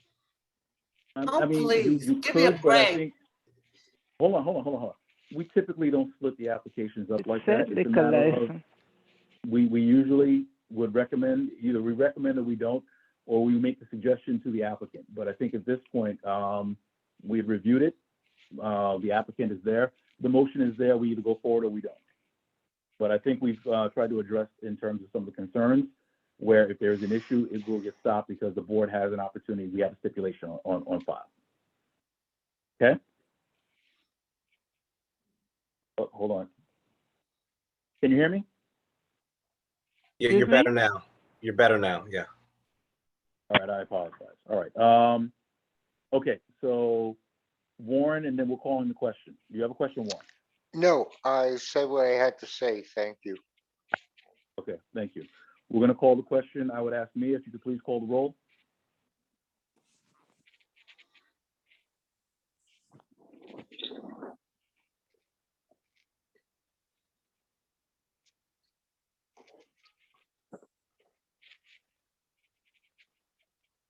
What are we doing now? We're going to call the roll for the vote. You got to record the votes. I thought we already did that. No, this is No, for that was approval. the motion to refer. This is for the actual God. motion to approve. Well, this is for the amendment. This is for the amendment. To amend the motion. Stay with me, board. If we do this quickly, we'll be done. This is to amend the motion to include the stipulation as long as they're in compliance with all the rules, the 200 and the 500 foot rule. Is yes motion to approve the amendment? On Okay. yes is to approve the amendment, no, not to approve the amendment. Dude, what are you gonna eat and all that? This is to amend, okay? All right, so Mia, please call the roll. Fred, can you please just specify, yes is to approve, no is to decline? Yes is to approve, yes is to approve the amendment to the motion, okay? No is to not approve, amend the motion and goes right back to the original. All right, let's be clear. This motion gives us an opportunity to change the motion to something that might be more palatable where the board can actually check it. If you don't, it goes back to the original motion. And I think there was some unreadiness with that. So I think this gives us the best opportunity to make sure that, yes, the board can have a voice on this, but at the same time, still do some due diligence to make sure that it's appropriate. All right, Mia, can you call the roll, please? I'm sorry. You're muted, Mia. Thank you for that. Kyrie Aline? Nicholas Almanor? Yes. Fred Baptiste? Yes. Naomi Baptiste? Yes.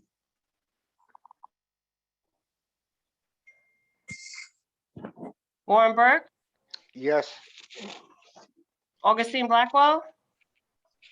Yes. Suki Chung? Suki?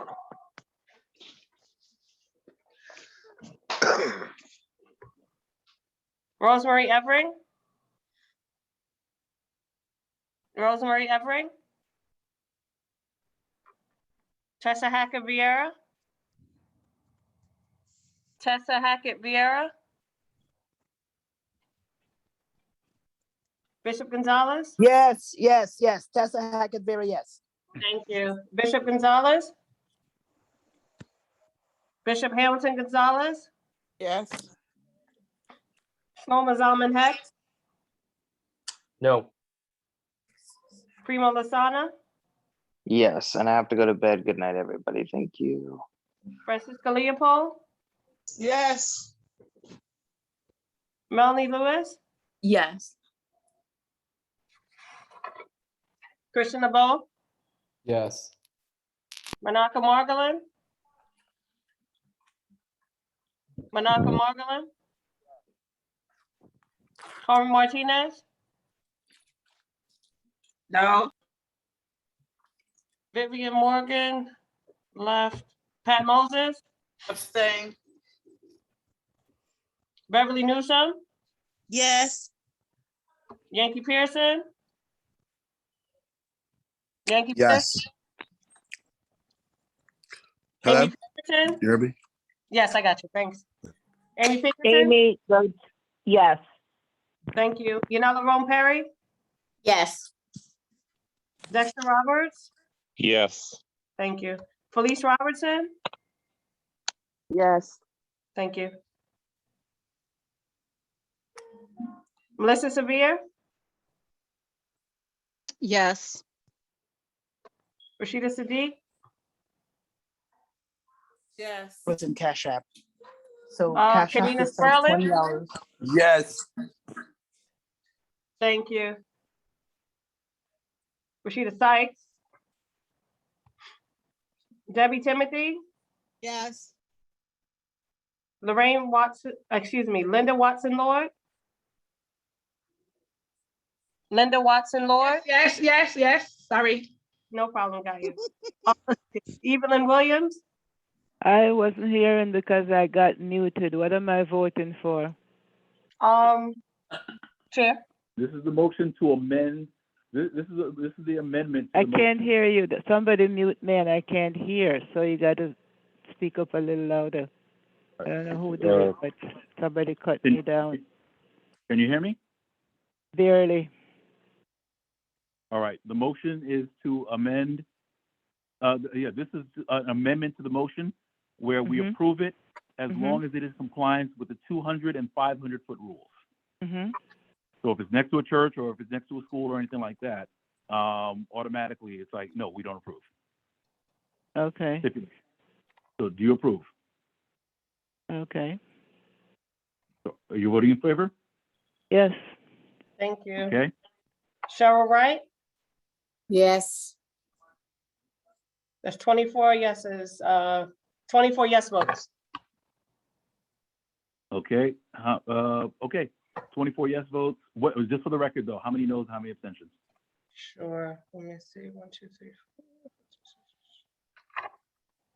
No votes, 1. 1 no vote, 1 extension. Okay, thank you. 1 no vote, 1 abstention. The motion passes. The Excuse motion me, is now sorry, amended. two no votes, excuse me, 2 no votes and 1 extension. 2 no votes, 1 abstention. Thank you for the correction. All right, the motion stands as amended. So the motion now is to approve with the stipulation that is disapproved if the application is not, and I'm paraphrasing heavily. But if the application, if we find it's not in compliance with the 200 or 500-foot rules, it's automatically, the stipulation goes into effect and they're denied the license. Or our recommendation becomes a no, I should say. Right?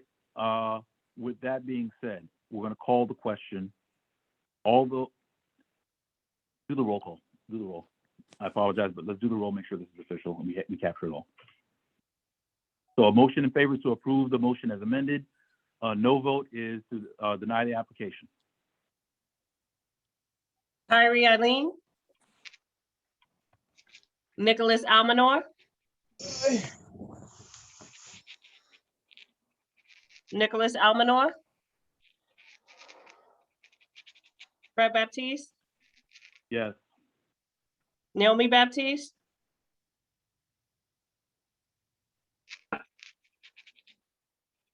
Naomi Baptiste?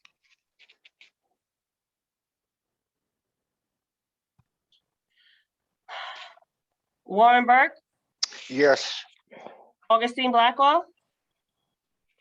Yes. Thank you. Suki Chung? Yes. Rosemary Evering? So dude, Rosemary Evering? Tessa Hackett Vieira? yes. Thank you. Bishop Hamilton Gonzalez? Yes. Loma Zalman Hecht? Abstain. Thank you. Primo? Left. Francisco Leopold? Yeah.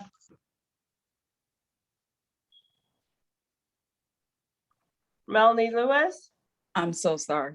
I was cracking up. I'm so sorry. I don't know what we're voting for right now. I know we did the amendment, but what is this exactly? to approve with a stipulation that if it, if it doesn't comply with the 250-foot rules, then it automatically is a no. Thank you. I apologize. Thank you. I vote yes. Christian LeBeau, Yes. Manaka Margolin, Yes. Carmen Martinez, No. Vivian Morgan left, Pat Moses, Yes. Beverly Newsome, Yes. Yankee Pearson. Yankee, Yes. Yes. thank you. Amy Pinkerton. Amy Pinkerton. Yanela Rome Perry. Yes. Amy, votes yes. Got you both. Thank you. Dexter Roberts. Abstain. Got it. Thank you. Felice Robertson. Yes. Melissa Severe. Yes. Rashida Sadiq. Yes. Thank you. Kanina Sperlin. Yes. Thank you. Rashida Sykes. Debbie Timothy. Yes. Thank you. Linda Watson Lord. Yes, yes, yes, yes, yes. Thank you. Evelyn Only Williams. one of those counts. What am I saying yes to now? This is to Explain approve it. the motion. Because This I is to can approve the hardly application. hear. You I want this, can't Ms. hear. Zeppelin? Say yes. Say yes. You want it. Say yes for what? To approve the amendment to the liquor license. If they don't meet what we ask, then we won't approve it. Thank you, yes. Cheryl See, Wright. Yes. Thank you Yes. very much.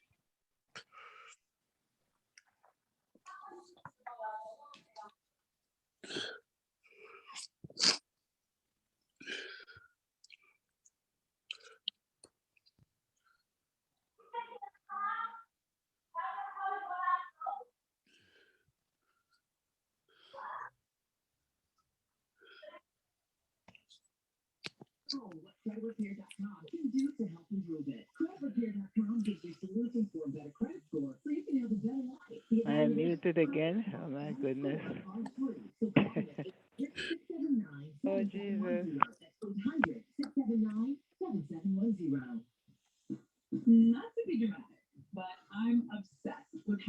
Chair, I have 23 yes votes, 2 abstentions, and 1 no vote. 23, 2 abstentions and 1 no vote, you said? Yes. Okay. The motion carries. The application stands as approved with the stipulations presented, voted on by the board. Thank you very much for that. That completes the state liquor licenses. Right, I did have one item I wanted to discuss for this evening. We will push that towards the next meeting, and we'll discuss that and have a vote on that in terms of a general approval for regarding associated. All right, so with respect to that, I think that completes our agenda. Is there any old business that this board needs to consider at this time? And please, only if it's urgent. Okay, seeing none. Is there any urgent new business that the board needs to Yes, consider? but Chair, I can't hear, so I'm gonna say good night because I'm not hearing anything. I don't know why. I am blocked out. So I'm saying good night. Okay. Is there any new business? Seeing none, at this time, I want to thank everyone again. This is a long night, but we were able to accomplish our agenda. This is something that is fantastic. It's not always easy, but it's great when we do our work. Everyone, thank you very much. I will entertain a motion to adjourn. No, let's continue. Shut up. Don't listen to Warren. Good night. Night, night. Warren, you're All those so in favor funny. say aye. Aye. Stand adjourned. That was funny. Here, please note the time is 10:27. Aye and good night. Okay, everybody, I Okay. just want to let you know that I was talking to Evelyn today, and there's something wrong with her phone system in her whole building, so I don't know, we can't block anyone from hearing, but I just want you to know that. So We just need to have understanding. Thank you. Wellness Fair Saturday, please be there. Oh, yeah, let's be at the health fair. We really need help, so come on. Come on down, please. All right. All right, Thank you. everyone, let's let the staff go and enjoy a meal at 10:30 at night. All right, good night, Good night, everyone. What about the board Thank- members? Jesus. All right. No meals for you, Warren. Night, night.